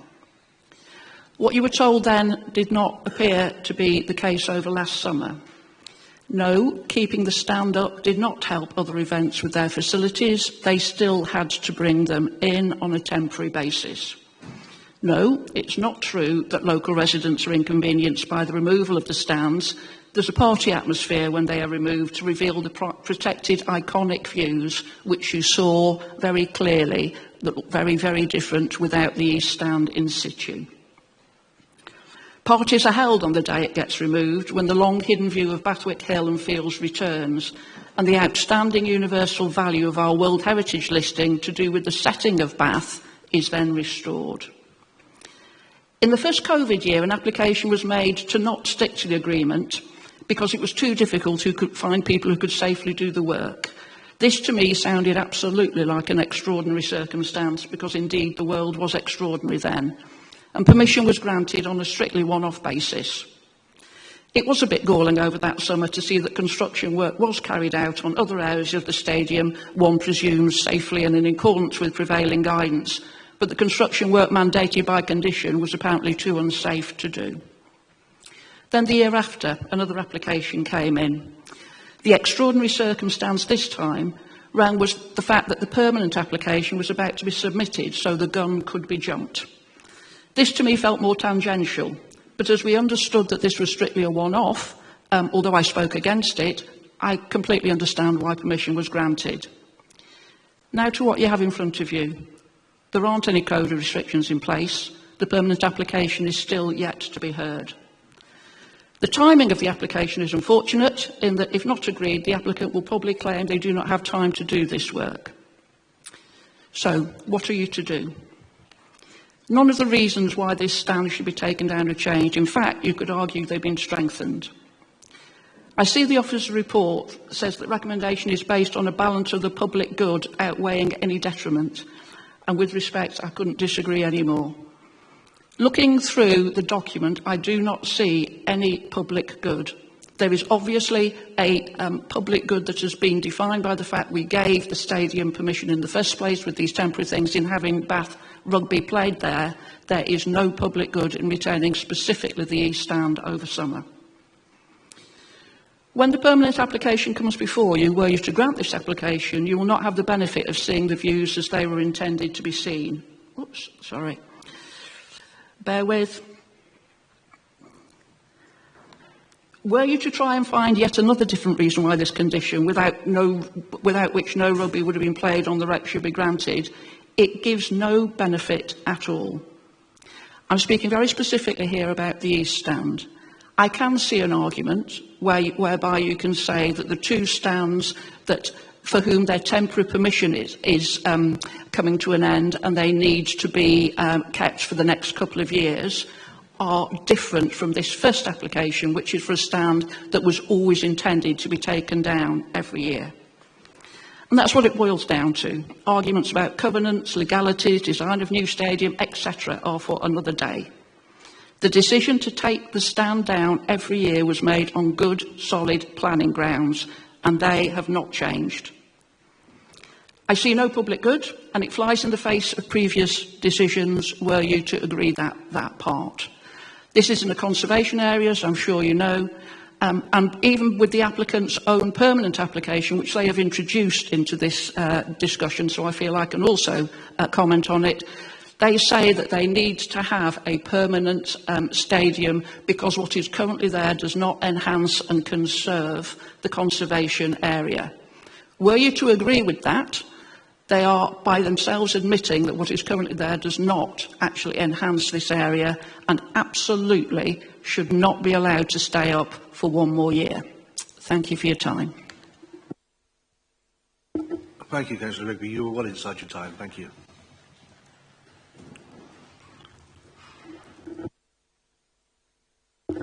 Right, how we're going to do this now, I'm going to allow questions on all three applications to take place now. After that's concluded, we will debate and vote on each item separately. So any questions of the officers? Councillor Horsall? Yeah, I think I've learnt something today that I didn't know. The entire stadium is temporary. There are no permanent features forming the rec as we know it. Yeah, they're all temporary permissions. Councillor Hughes?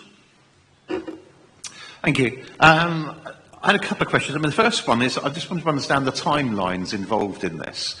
So obviously, from the point of dismantling and removing to the point of reinstatement of the stands, what is the timeline on that? And how long is the stand physically going to be removed from the sites? So it is estimated at this point because we don't know the fixtures for the next season. So the estimates that have been made in the report is that the East Stand would be retained for an additional 23% of the year. That equates to 11 to 12 weeks of the East Stand not being in use and being removed. There are timeframes which are required for the removal and the re-erection of those stands. All in all, that accounts to approximately 7 weeks of construction period. Within those weeks of the stand not being there, there are also times for the reseeding of that land, which is fenced off and cannot be used. So around 6 to 7 weeks of there not being a stand and there being no construction activity on site. Thank you. Sorry, one more question, if I may. I'm just trying to understand from the report here how much weight should we be giving to an upcoming permanent solution application, because whether that may or may not get approved. So are we applying weight to that or not? I would suggest that very limited weight is given to that, if any at all. This application should be assessed on its own merits and consideration should be given to the harm caused by the temporary stands and the benefits associated directly with them. Okay, I've got Councillor Simon next. Thank you. Ms Humphreys referred to enforcement action on flashing lights. I was aware that complaints had been made to enforcement about displays and lights, but obviously because enforcement don't publish how they're going on, I wasn't cited on where we are on that. She thought that one of the things we should give weight to was any contraventions. Can you comment on whether any contraventions have been found and what weight should be given to them? The enforcement investigations are separate from this debate today. I'm not an enforcement officer and I do not know what investigations have taken place to date. What I do know is that there are conditions attached, which would again be attached to this permission, which limits the use of the display boards to games only. If they are to breach those conditions, they would be subject to separate enforcement proceedings. No weight can really be given in this. Please, yes. We were quoted an NPPF paragraph that says weight can be given to infractions. Is that not the case? I would suggest that the weight should be given to what the limits are in the condition. So the timeframes where we would be allowing those display boards to be active. Beyond that, that is an enforcement issue. Yeah, just to be absolutely clear, the application before you, the ones is what you need to take account of and consider today. There are other activities on the site that fall outside of the scope of the applications before you, and we are in discussion with the club around those, but you should be not given any consideration to that in this application. Thank you. Councillor Gorley. Yeah, I'm just thinking about the public benefit for the events that are due to take place that have been scheduled for the summer, so the graduations and so on. If we were to refuse this application, if the East Stand were to have to be taken down, what impact would it have on those events? Because presumably they're booked with the assumption that the East Stand would come down. They couldn't possibly have been booked with the assumption that the East Stand would stay up.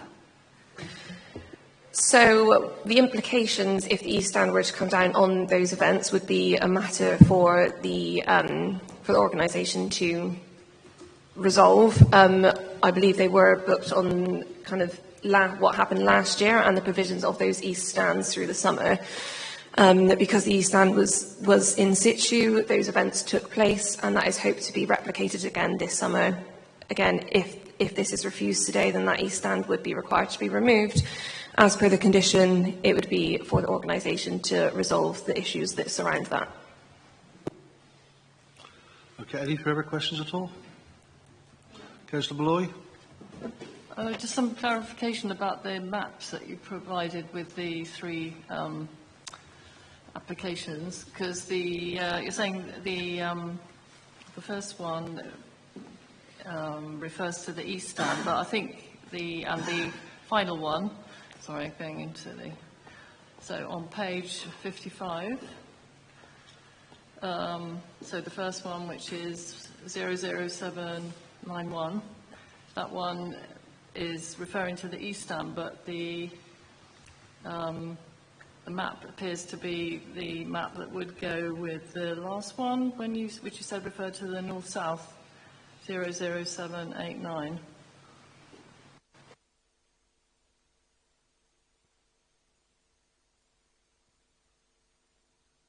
Sorry, have you not heard any of that? No, all right. Yeah, so just a bit of clarification about, a bit confused by the maps that you provided. And do they correspond? The first one and the third one seem to be not what I was expecting. Yeah, in the committee reports, the maps do seem to be reversed. What is on screen and relating to each of these reference numbers is accurate, which I can flash through again, but... No, that's fine. It's just, and anyway, as I said, even though we're voting on them separately, we have to take them as a whole, I think, don't we? Thank you. Councillor Hughes. Thank you. And just one more question. Obviously, a lot seems to be based around this harm is outweighed by the public benefits.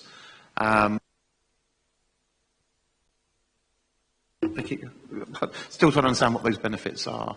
I'm assuming, I don't know what the cost of removing and reinstating this is, but I can imagine it's quite a sizable amount of money. Is there any, are they, Bath Recreation Limited investing any of that cost saving into public events or supporting public activities? The benefits associated with cost aren't material planning consideration to be considered as part of this application. The application doesn't include any agreements associated with financial contributions. Okay, so the benefit that's going to outweigh the harm is what? They are listed within the officer report, but I can just run through them if that is helpful. So the provisions which are within the East Stand, such as toilet facilities and bars, are considered to be of use throughout the summer period for various events which are listed within the applicant's submission. The location of the East Stand is considered to be optimal for those summer uses, for graduations, etc. The removal and erection causes harm to residential amenity through noise, contractor use and parking. The parking area designated for contractors in the agreed parameters would be off limits, so it would restrict any events taking place during those times which require those parking spaces.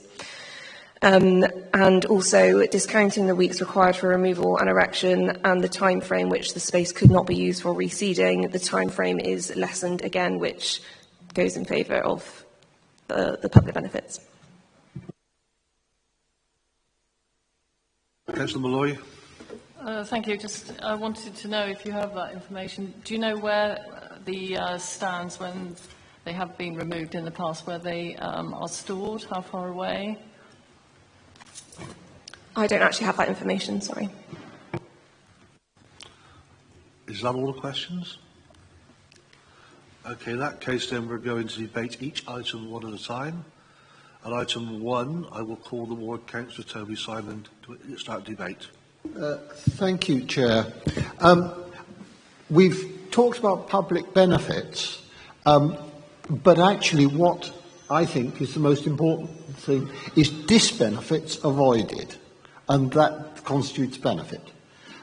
So I'm sorry to have to disagree with the objector's well-argued position and my fellow ward councillor, but to my mind, the disbenefits avoided and the benefits of public use, of increased public use of the what is left, the remaining part of the recreation ground during the summer, and the avoidance of loss of car parking to the pavilion and leisure centre, do outweigh the visual disbenefits of the stand remaining as it is, particularly because, with the wording of the conditions, the window for the stand to come down and go up has narrowed considerably over what was previously the position. If I understood the case officer's response to Councillor Hughes, the window is between this Friday and a date in early or mid-September. Let's call that 13 weeks. 7 of them are required for engineering operations. That only leaves 6, and in that time the area has to be reseeded, which is a futile endeavour because it's only going to be covered up again. The advantages of having a narrow space where you can see the full extent of the recreation ground are considerably outweighed by the disbenefits avoided and the benefits. Fact, I'm happy to adopt the case officer's analysis that it should be given moderate weight. It was a bit of I was involved in springing it on the committee last year, and it perhaps formed a disproportionate part of our analysis. But to my mind, it's the overall benefits and disbenefits that need to be weighed, and so I'm going to move that we accept the officer's recommendation. You're only getting a view for 5 weeks when, you know, there is actually going to be no stadium there at all. And I just fully agree that, you know, the ground should be optimised all year round for leisure and hospitality and entertainment use and sport.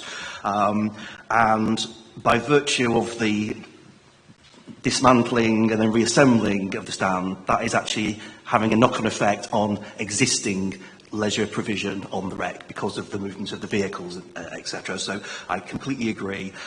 There are disbenefits, but they are greatly outweighed by the benefits. I know we can't talk about the application that's in before us, so I'm not going to start making some statement about, how the recreation ground and the uses within it, I'm thinking like the half marathon, for example, but also the rugby, are intrinsic to this city and its culture, and it brings in millions in terms of gross value added to this city. And the recreation ground, I'm not going to say the stadium or rugby, is a beating heart of this city, and I think we need to optimise its use all year round, and by keeping the stand there, yes, we won't be seeing rugby played, but there will be other activities that will be to the benefit of visitors and citizens of this city.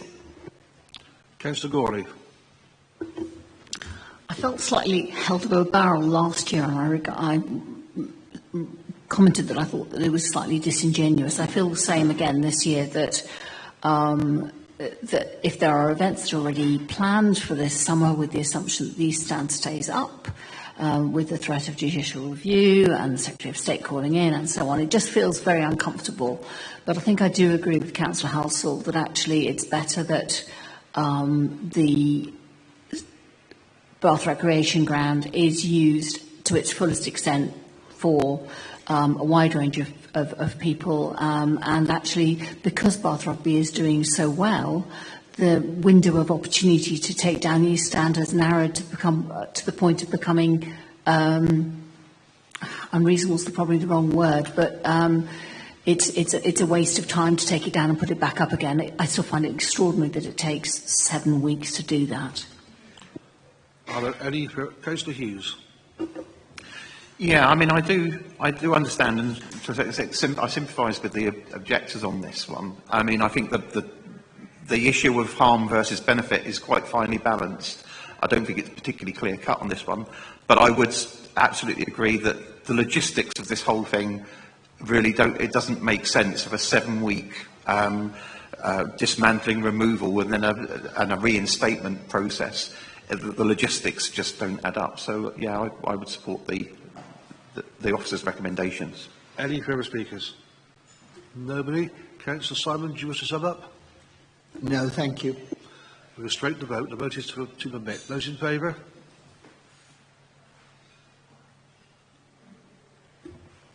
Eight in favour, unanimous. As everybody, that's permitted. Item 2, Councillor Simon.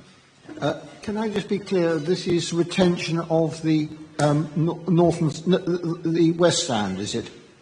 So, what I'm going to say effectively applies to the next 2 applications. This is a year's extension on the permission for the for the West, North and South stands, which only have temporary permissions at the moment.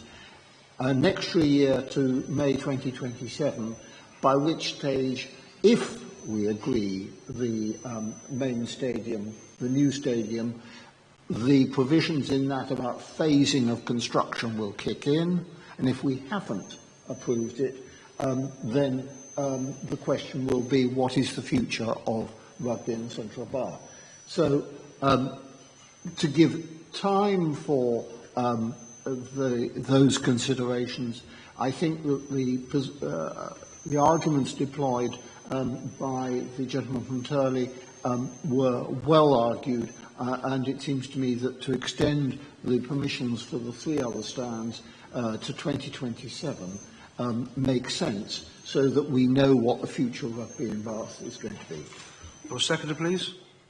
I'm not going to quite second. I'm just wondering if I've got an opportunity to ask another question of the officer. I know we did have that at the beginning, but I've just got one supplementary question I'd like to ask. It's very brief. Okay. It's really just to ask, in respect of the West Stand, when was the last time it was actually taken down? Not recently. I don't know the answer to that one, sorry. Okay, do I have a seconder, please?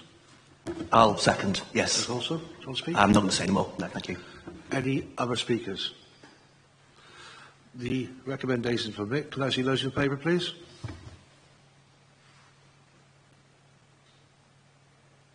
That's 8 in favour, unanimous.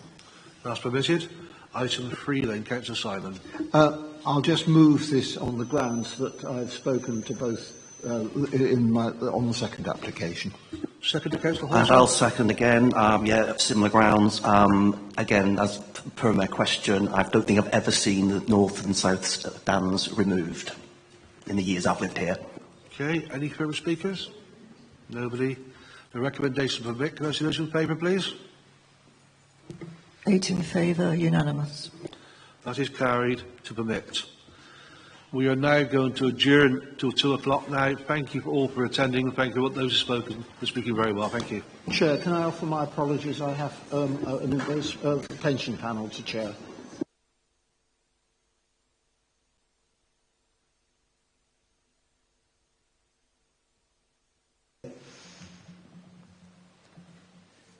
These are photos that I took across a couple of site visits that I made to the site. The first on the left is taken pretty much from where the previous photos taken back towards the MOD Ensley site were taken, obviously facing back towards the site. The second image is taken from the applicant's land. It shows the pine tree which is proposed to be retained as part of the proposals. The extension is proposed to form a U shape around that tree, and you can see that the neighbouring property is situated to the north or behind the host dwelling and the proposed extension. And then the third picture on the right there is a little bit clearer on my screen, but it shows the existing arrangement and the boundary treatment from the public right-of-way. This is probably the site from which the dwelling is most visible from the public realm. As you can see, most of the existing structure beneath eaves height is obscured by the boundary treatment and vegetation. The pitched roof is obviously the most prominent part, and it currently sits in front of Ravenswell Cottage.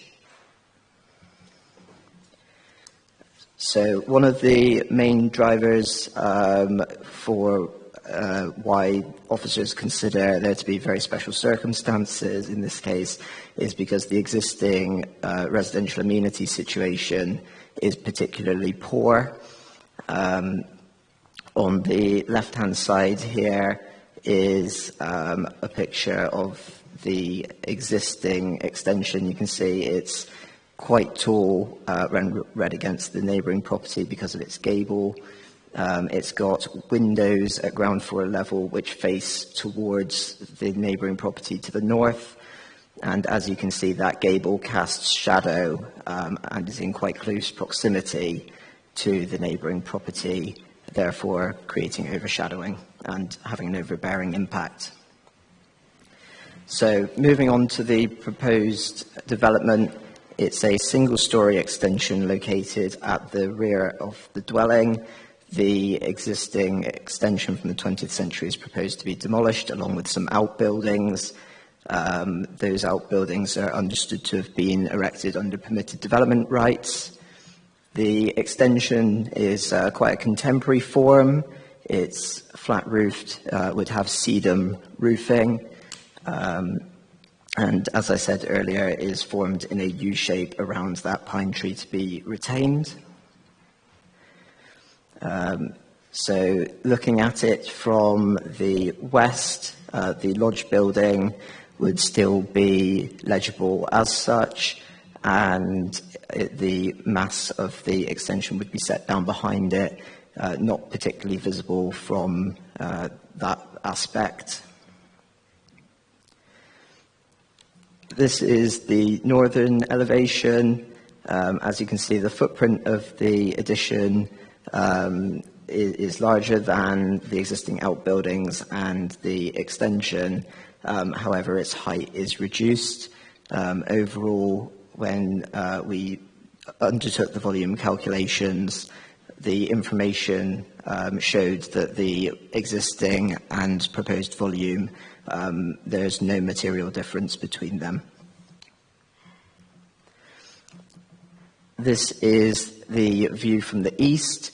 I think it's important to note that this view is essentially from the woodland, so it's not a view that anybody would have, but it shows that the extension would be built on stilts as the land does fall away on this side. I think the other consideration for this elevation, one of the main points raised by the ecologists was that we wanted to reduce the light spill on this elevation towards the woodland. That has resulted in the level of glazing being reduced. I'm satisfied that on balance the level of light spill would be acceptable. It's worth noting the neighbouring property has glazing on this elevation as well. So moving on to the proposed floor plans, as you can see, it is a bigger footprint, but it is also pulled away from the neighbouring dwelling, so it's further away and it's of a reduced height. It does wrap around the tree. The applicant has provided an arboricultural method statement to demonstrate how that tree, how the construction would protect that tree whilst it's undertaken. And finally, it's acknowledged that the site is within the national landscape. The agent has provided some photo montages along with kind of indicative wire diagrams showing that the proposal would largely be screened from all public views. So, first of all, at the top there from the access road and at the bottom, in both of those images, you can actually see where the proposal would be going because it is screened by the vegetation and the topography. As we get closer, there's the band of trees. Again, it's very difficult to see where the extension would be. You can just see the white outlines of the extension in the top right corner in the middle of the frame. As we get closer along the access road, and this is a public footpath with public right-of-way, you can see that, again, the extension is situated behind boundary features, vegetation, and is obviously single-storey and flat roof, so quite discreet. And then finally, as we kind of come to the entrance of the site, again, the proposal there is screened by vegetation and the boundary treatments. Overall, it's considered that whilst the development is inappropriate within the green belt, there are very special circumstances which exist to justify the development. The proposal is not considered to result in harm to the character and appearance of the site or the host dwelling, the natural beauty of the national landscape, the SNCI, or any of the other policy considerations. A number of conditions are proposed, which are set out in the officer report, and because of the enhancements to residential amenity, it's felt, as I say, that very special circumstances exist, and therefore the officer recommendation is to permit the application. Thank you. Local public speakers now. The first speaker is Leslie Craddock, local resident. Leslie? You have 3 minutes from when you start speaking. Good afternoon, councillors. My name is Leslie Craddock. I live at Ravenswell Cottage and also speak on behalf of Bridget and Anthony Howard at Rockfield House and Andrew Craddock, all immediate neighbours of the lodge. Our objections across a number of policy areas and to inappropriate development within the Greenbelt National Landscape and World Heritage Site are supported by Charlcombe Parish Council, Cotswold National Landscape Board, Bath Preservation Trust and Councillor Elliott. We question why Natural England and national landscape policies do not appear to be considered against the proposal. In any event, we believe the substantial weight afforded to the inappropriate development in Greenbelt clearly outweighs the other considerations stated.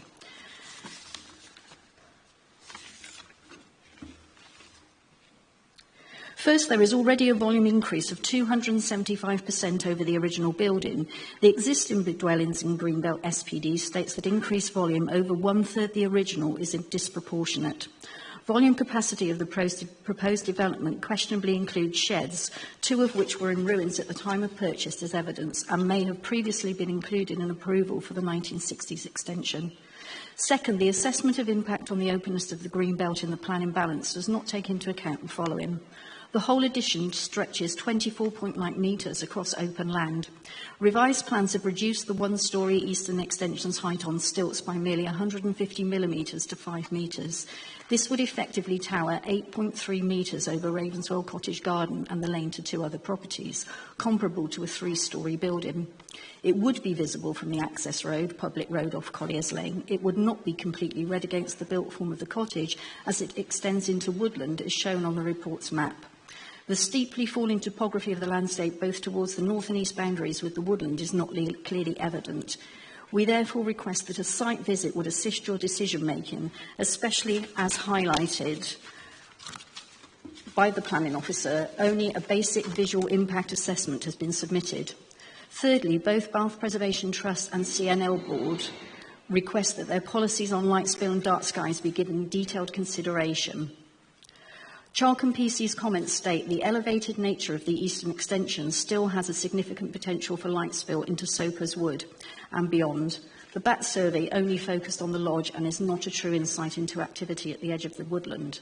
Alternative designs in line with the current footprint on level ground could make more efficient use of the volume, which would be in accordance with CNL Board's requirement that the LPA seeks to further the purpose of its designation in respect of Section 85 duty. The report does not document this consideration.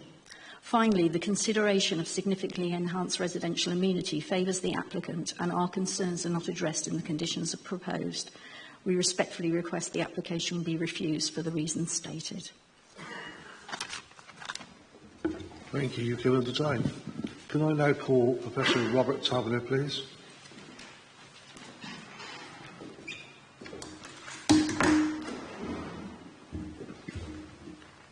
You have 3 minutes when you start speaking.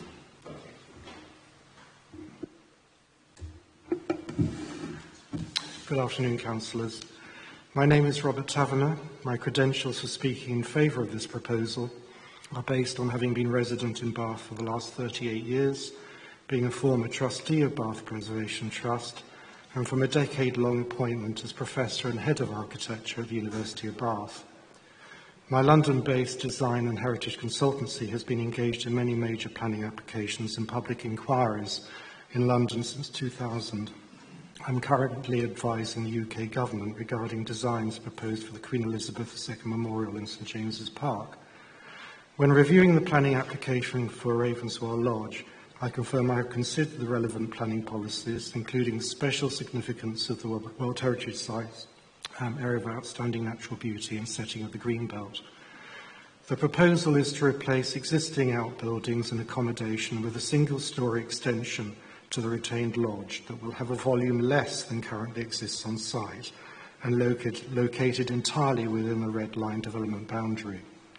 The skillfully designed proposal for a 3-bed family home by Lord Architecture has received 15 letters of support and 9 objections.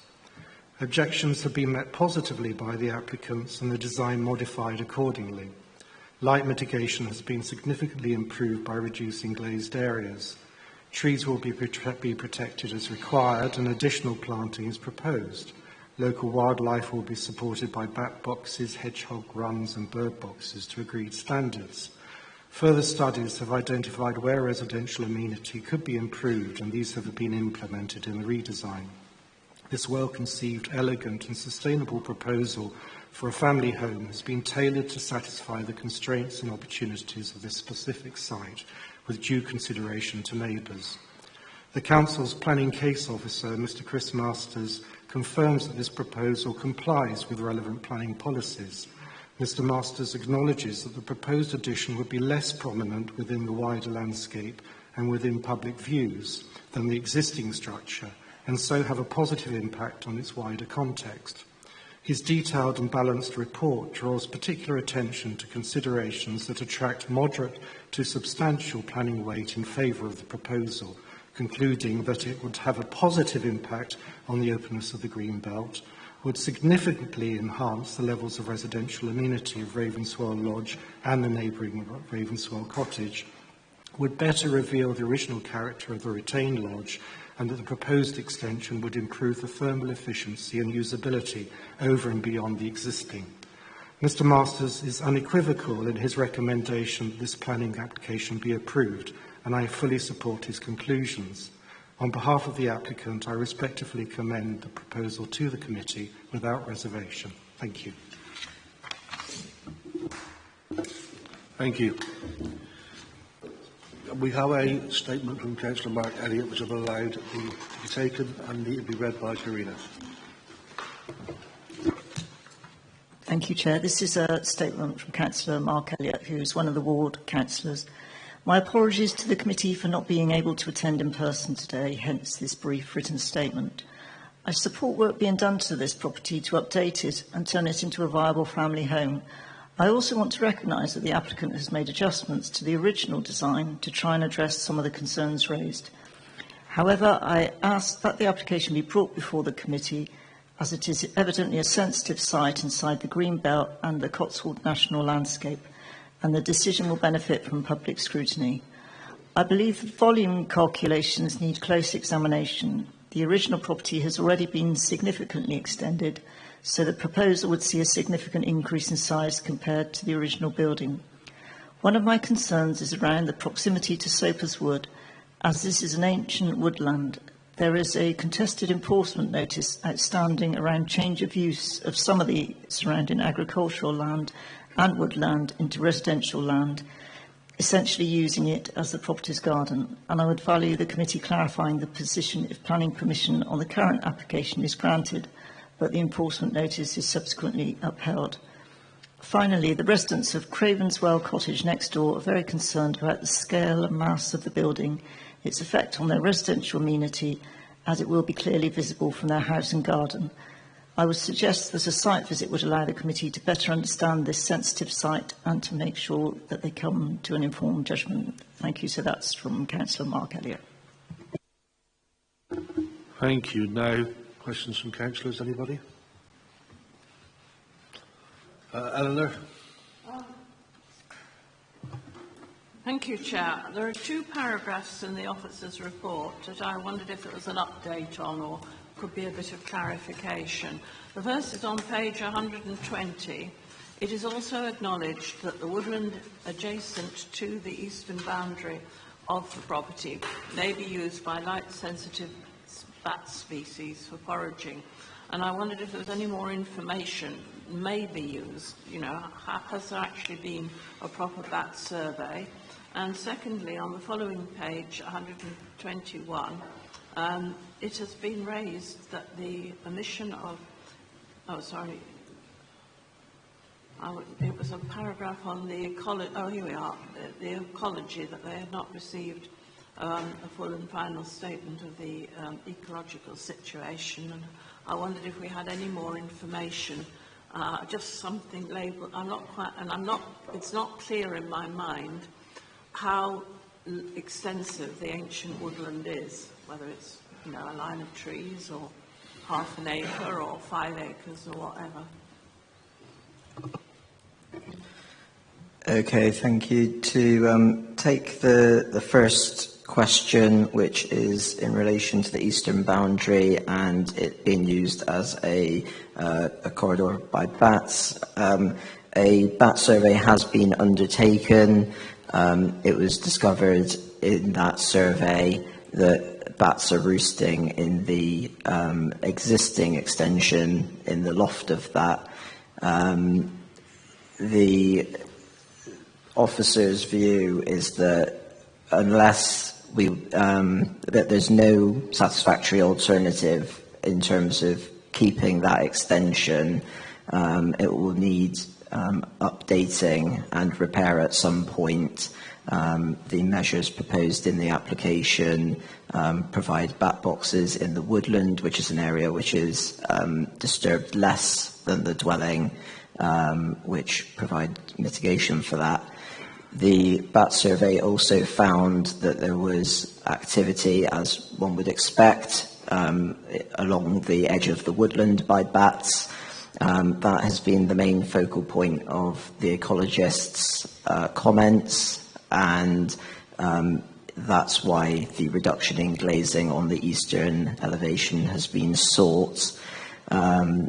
In part of the application, the extension was, the amount of glazing was reduced, and we also pulled the extension further away from that woodland.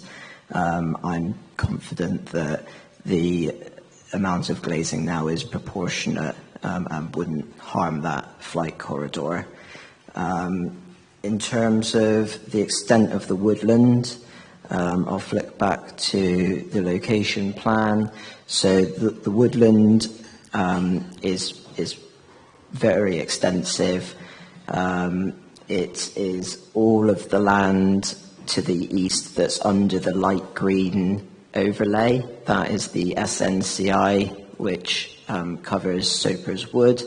There's also an area of woodland which is within the applicant's ownership, shown by the light green area between the, so the yellow is what is in essence the garden of the dwelling, and between that and the SNCI there's an area of green, light green. That is an area of woodland that falls within the applicant's ownership. That woodland does not form part of the SNCI, so there's kind of two separate designation, well, one bit's designated and then the nearest bit is not designated. Councillor Horsall. Thank you. I just want to be clear on the volume issue. So, if I'm right in reading and understanding, the policy is no more than 1/3 to a domestic extension in a green belt, but obviously the building has already been extended in the past, but equating to 275%. But you say that obviously because the outbuildings and the existing extensions of the building in the 60s are being demolished, so the replacement is not going to be any more significant than the current volume.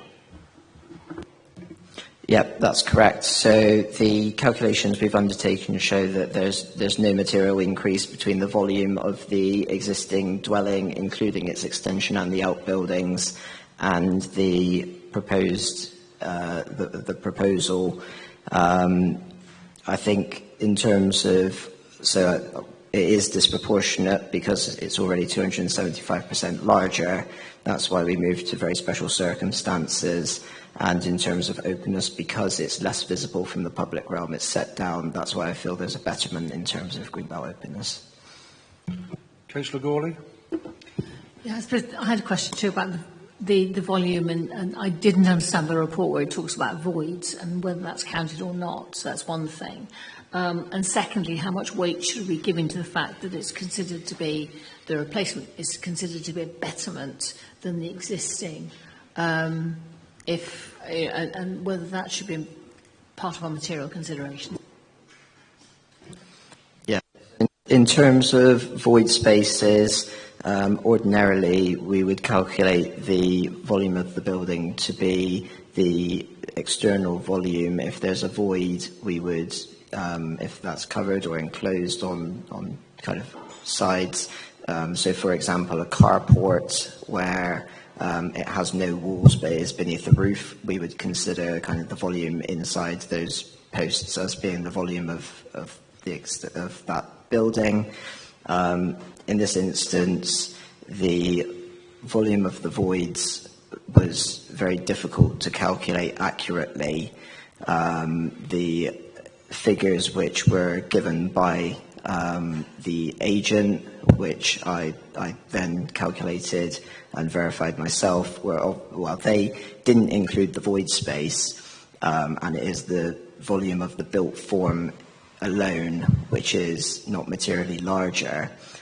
So that little bit of void space that's under the easternmost pod isn't included in those calculations. We normally would count that. In this instance, because it's already disproportionate, I think that we know it's disproportionate. It's 275% larger than the original. So that's why I've looked at it in terms of under the very special circumstances, from public vantage points, height, footprint, how does that relate to the visual and spatial openness of the site. It is a material consideration. It's up for the committee to decide how much weight they wish to give that. I would have said in my report how I felt that weighed in the balance.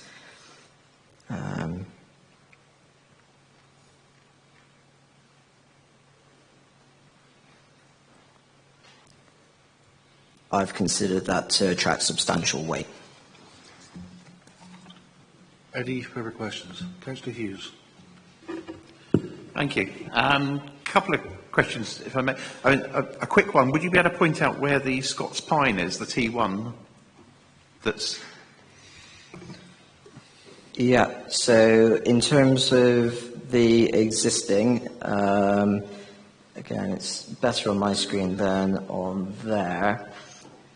Let me find the best picture of it. So in the middle picture, the Scots Pine is kind of in the middle of the frame.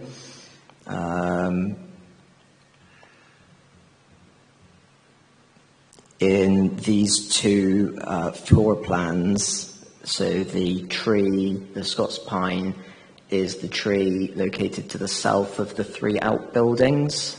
Kind of by itself, otherwise surrounded by the open space on the left. And then on the right, it's the tree which is surrounded by the U shape of the extension. Thank you. And it's considered that's too close to the building line. Is that correct? The development is within the root protection area of that tree. It's obviously in close proximity to it. The submitted arboricultural method statement, they've set out how they're going to construct the extension so that the foundations don't impact on the roots of that tree.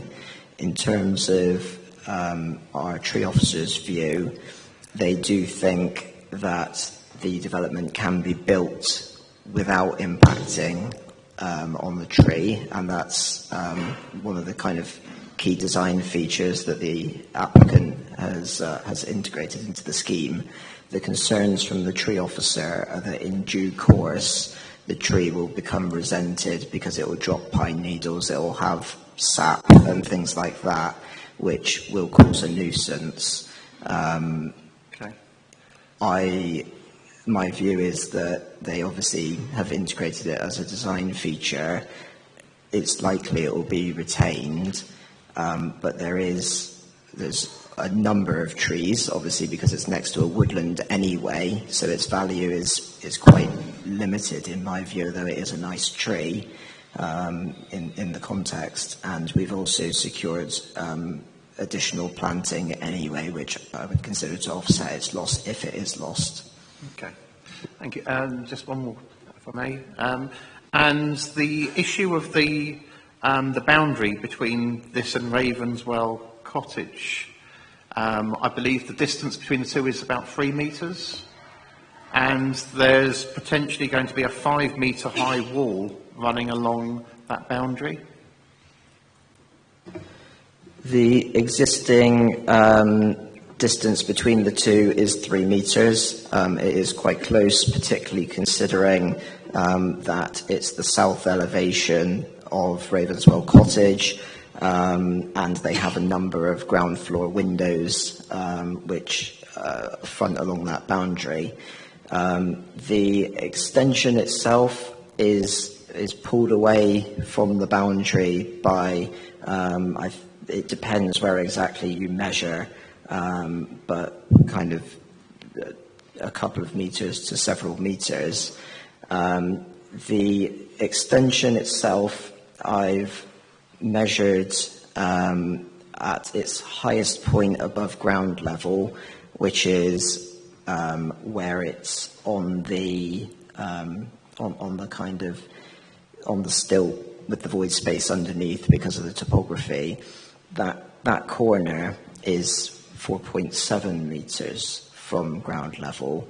The boundary treatment, which is shown in this northern elevation, is 2 metres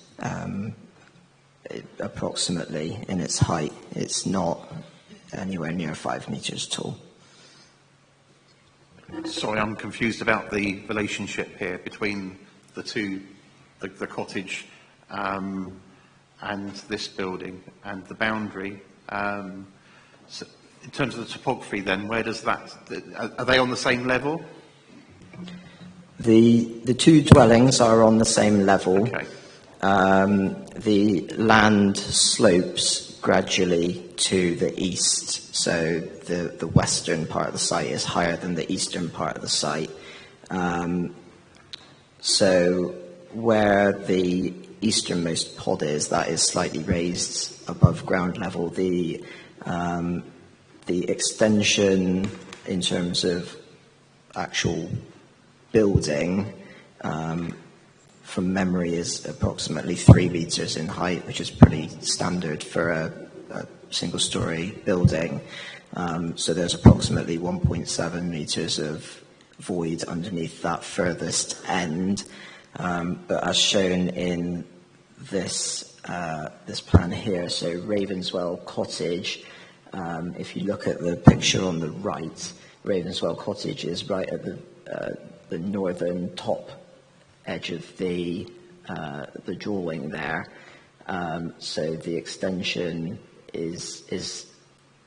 there's already separation between Ravenswell Cottage and the boundary, and then the extension is set further away from the boundary again. So the boundary feature is 2 metres in height, but the extension is then set back from that and slightly taller. Okay, any further questions? Nobody? I was up a debate. Councillor Warren. Yeah, thank you, Chairman. There's an awful lot of work gone into this, and I think it needed to, but the plans have been redrawn to accommodate the different concerns, and it looks to me that you're basically turning what is now a quite run-down house, barely habitable, might be going a bit too far, I don't know, into a more sustainable, comfortable family home. Height-wise, there doesn't appear to be any difference to there is now. It's well hidden. We've heard from the officers very special circumstances in the Greenbelt. It's causing no harm. A lot of the outbuildings have been knocked down, basically just going to tidy it up. There's going to be less volume when it's finished. There's a lot of building already happening in the area. I think where it is, there's a bit of argument over the curtilage, whether it's gone where it's not, but you've got the woods, you've got the curtilage. There seems to be quite a lot of open space there. I think probably in some ways it'll be more in keeping after it's done than it is now. And so it'd be well hidden.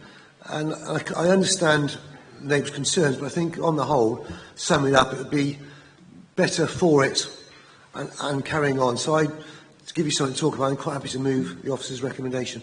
It's been made from it. Okay, is that seconded? Councillor Crossley. Yeah. I think there's been a lot of work done on this. I think it's in the Greenbelt, so it is controversial. There's a whole series of reasons that we need to be careful, but I think the case officer has done an excellent analysis and has given us the reasons why we can support this and give permission. Any other speakers? Councillor Hughes. Thank you. Yeah, I mean, I agree to a certain extent with the work that's been done and on this design, but I'm still left with some concern about the impact on residential amenity of the adjoining property, the Ravenswell Cottage, and I'm not comfortable that for all of this that I really fully understand the relationship between the two. For me, I would prefer to go on a site visit and understand the topography of this whole site before I would be able to support it. Councillor Gawley. I was going to suggest exactly the same thing because I can't quite get my head around this and where the land lies. So I think that because it's so sensitive, I do think we should go and have a look at it first before we make the decision. Okay, anybody else? Chair, the motion is permit, so that has to be turned down Yep. first of all. Yes. Okay, we have a motion on the table to permit. Councillor Jackson first, please. An officer could enlighten us, but I thought you could call for a site visit in the middle of a debate on accepting or not. And I don't feel confident to give a proper factually based decision without having a look at the site, particularly because I'm uneasy. I'm uneasy about condoning a development that might not have been legitimately permitted and the change of use. And I think we're going to look at the facts on the ground. And I'm quite happy to admit that my view on the Poultron application this morning was considerably changed by actually seeing the fields. And I would like to see the wood and how it relates to the general context, if we could have a site. I have a ruling here at the moment. If the motion is withdrawn, then we can move to a site visit. Otherwise, the vote has to be taken on the motion. Sorry? Okay, so the motion has been moved. Those in favour, please. This is for permit. We're voting to permit. We're voting for that. 4 in favour. 5. Okay. Those against? 5 in favour. I know, but you've got to vote on the motion. Those against, please.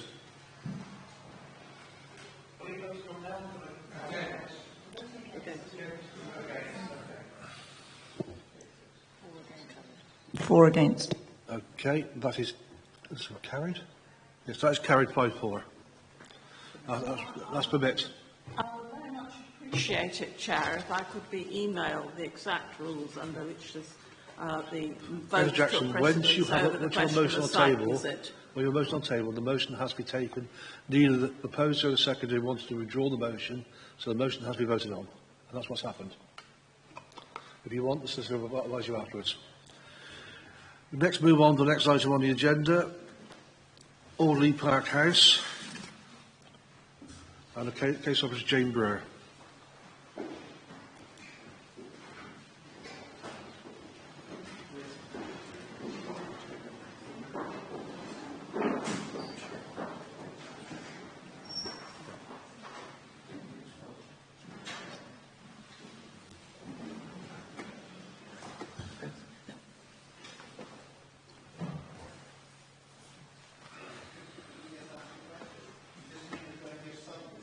No. It's been permitted. Permitted. No, it's been permitted. That's the end of the debate. Thank you. No more from the floor, please.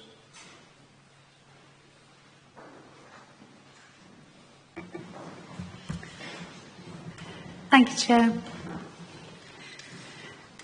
This relates to a tree notification for some minor works, and it's brought to you because it's associated with an elected member. As you can see from the description, it's very minor works proposed to a bay tree. This is the location of the property with an aerial view adjacent to it to show how verdant it is. And that's the position of the tree.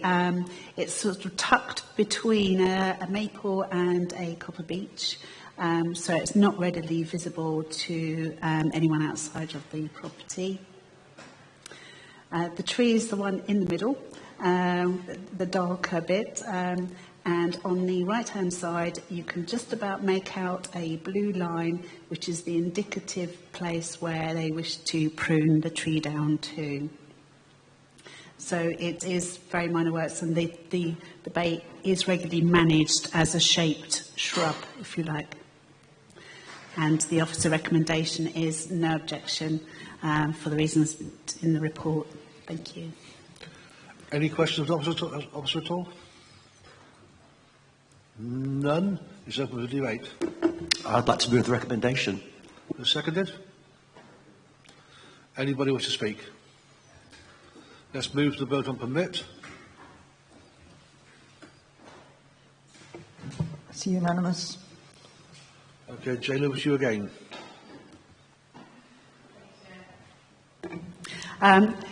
You will recognise the site. It's the same address as you've just seen, only it's for works to two other trees. One's a triple-stemmed coast redwood and another one is a cedar.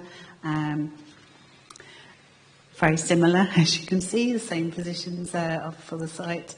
But these trees are adjacent to Parkfield Cottage to the south, and the cedar is T2 near to Park Gardens. This is a view from Audley Park Road showing the coast redwood just to the right of the dwelling. You will see that there's three stems there, which makes it look like there's quite a number of trees together. A slightly closer view of the same from Park Gardens.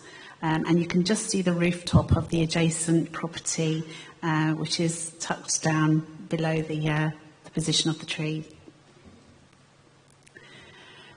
This shows, the reason why I've included the left-hand one is to show the overall shape of the canopy. The three stems read as one. Because of the proposed removal of the right-hand stem, the other two are proposed to be lightly pruned to reduce the overall height, but to then reshape them so they blend in response to the loss of the stem. The right-hand picture shows, again, the three stems. You can see the silhouettes a little bit better through, and it's the stem, as I say, on the right-hand side, which is proposed for removal. This is a close-up showing the right-hand stem is shown, it's nearest to the boundary. There's the coping stone, and you can see on the left-hand picture how significantly different the levels are between where the tree is and the neighbouring property, with a glass skyline beside it, readily visible.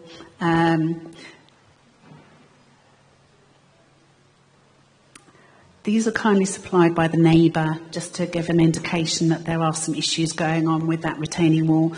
The left-hand photograph shows that the coping stones have been dislodged as the trunk of the tree has grown, and there are some cracks forming in that retaining wall. There is no separate wall between the retaining wall and the hallway that's enclosed with glass. That is the same wall, but rendered. This is the second tree involved. I apologise for the quality of the right-hand picture. It was supposed, the cedar is a really significant tree. It has formed a branch has subsided. It's partially failed, and it's now sort of resting in the crotch of another branch. But the only thing I can suggest is that the foliage that you can see near to the vertical wire, the overhead wire, that's the branch that's intended for removal. So it is a relatively minor branch that we're talking about. And the officer recommendation is no objection. Thank you, Chair. Any questions, members? Nobody, it's open for debate. Yes, Councillor Malloy. Thank you. No, it's just a question, really. I was just wondering, in the first application, it concerned one tree, didn't it? And then in this one, you've got a combined application with two. Is that because they're fairly close to each other in the garden? I just wondered why there weren't three. You know, we seem to be having lots of applications, multiple applications. So why have you got the two together and not separate? I can't say for certain, but I have a feeling the tree surgeon forgot to include the bay tree, because the first tree notification we received was for the redwood and the cedar. So I think it was just that they overlooked to include the bay in one tree notification. Okay, open for debate. Anybody? Right, is that seconded? Any debate at all? Those in favour? 9 in favour, unanimous. Okay, on to the last item on the agenda then. No, sorry, we just permitted that one. I must correct myself. That is permitted. Right, appeals report. Do the member have any questions on the appeals report at all? Nobody? Are you happy to note that report? Okay, thank you. I think in that case, the meeting is now closed. The next meeting will be on the 2nd of July. If any site visits take place, they'll be on the 23rd of June. Thank you for coming. I formally close the meeting. Councillor Crosby.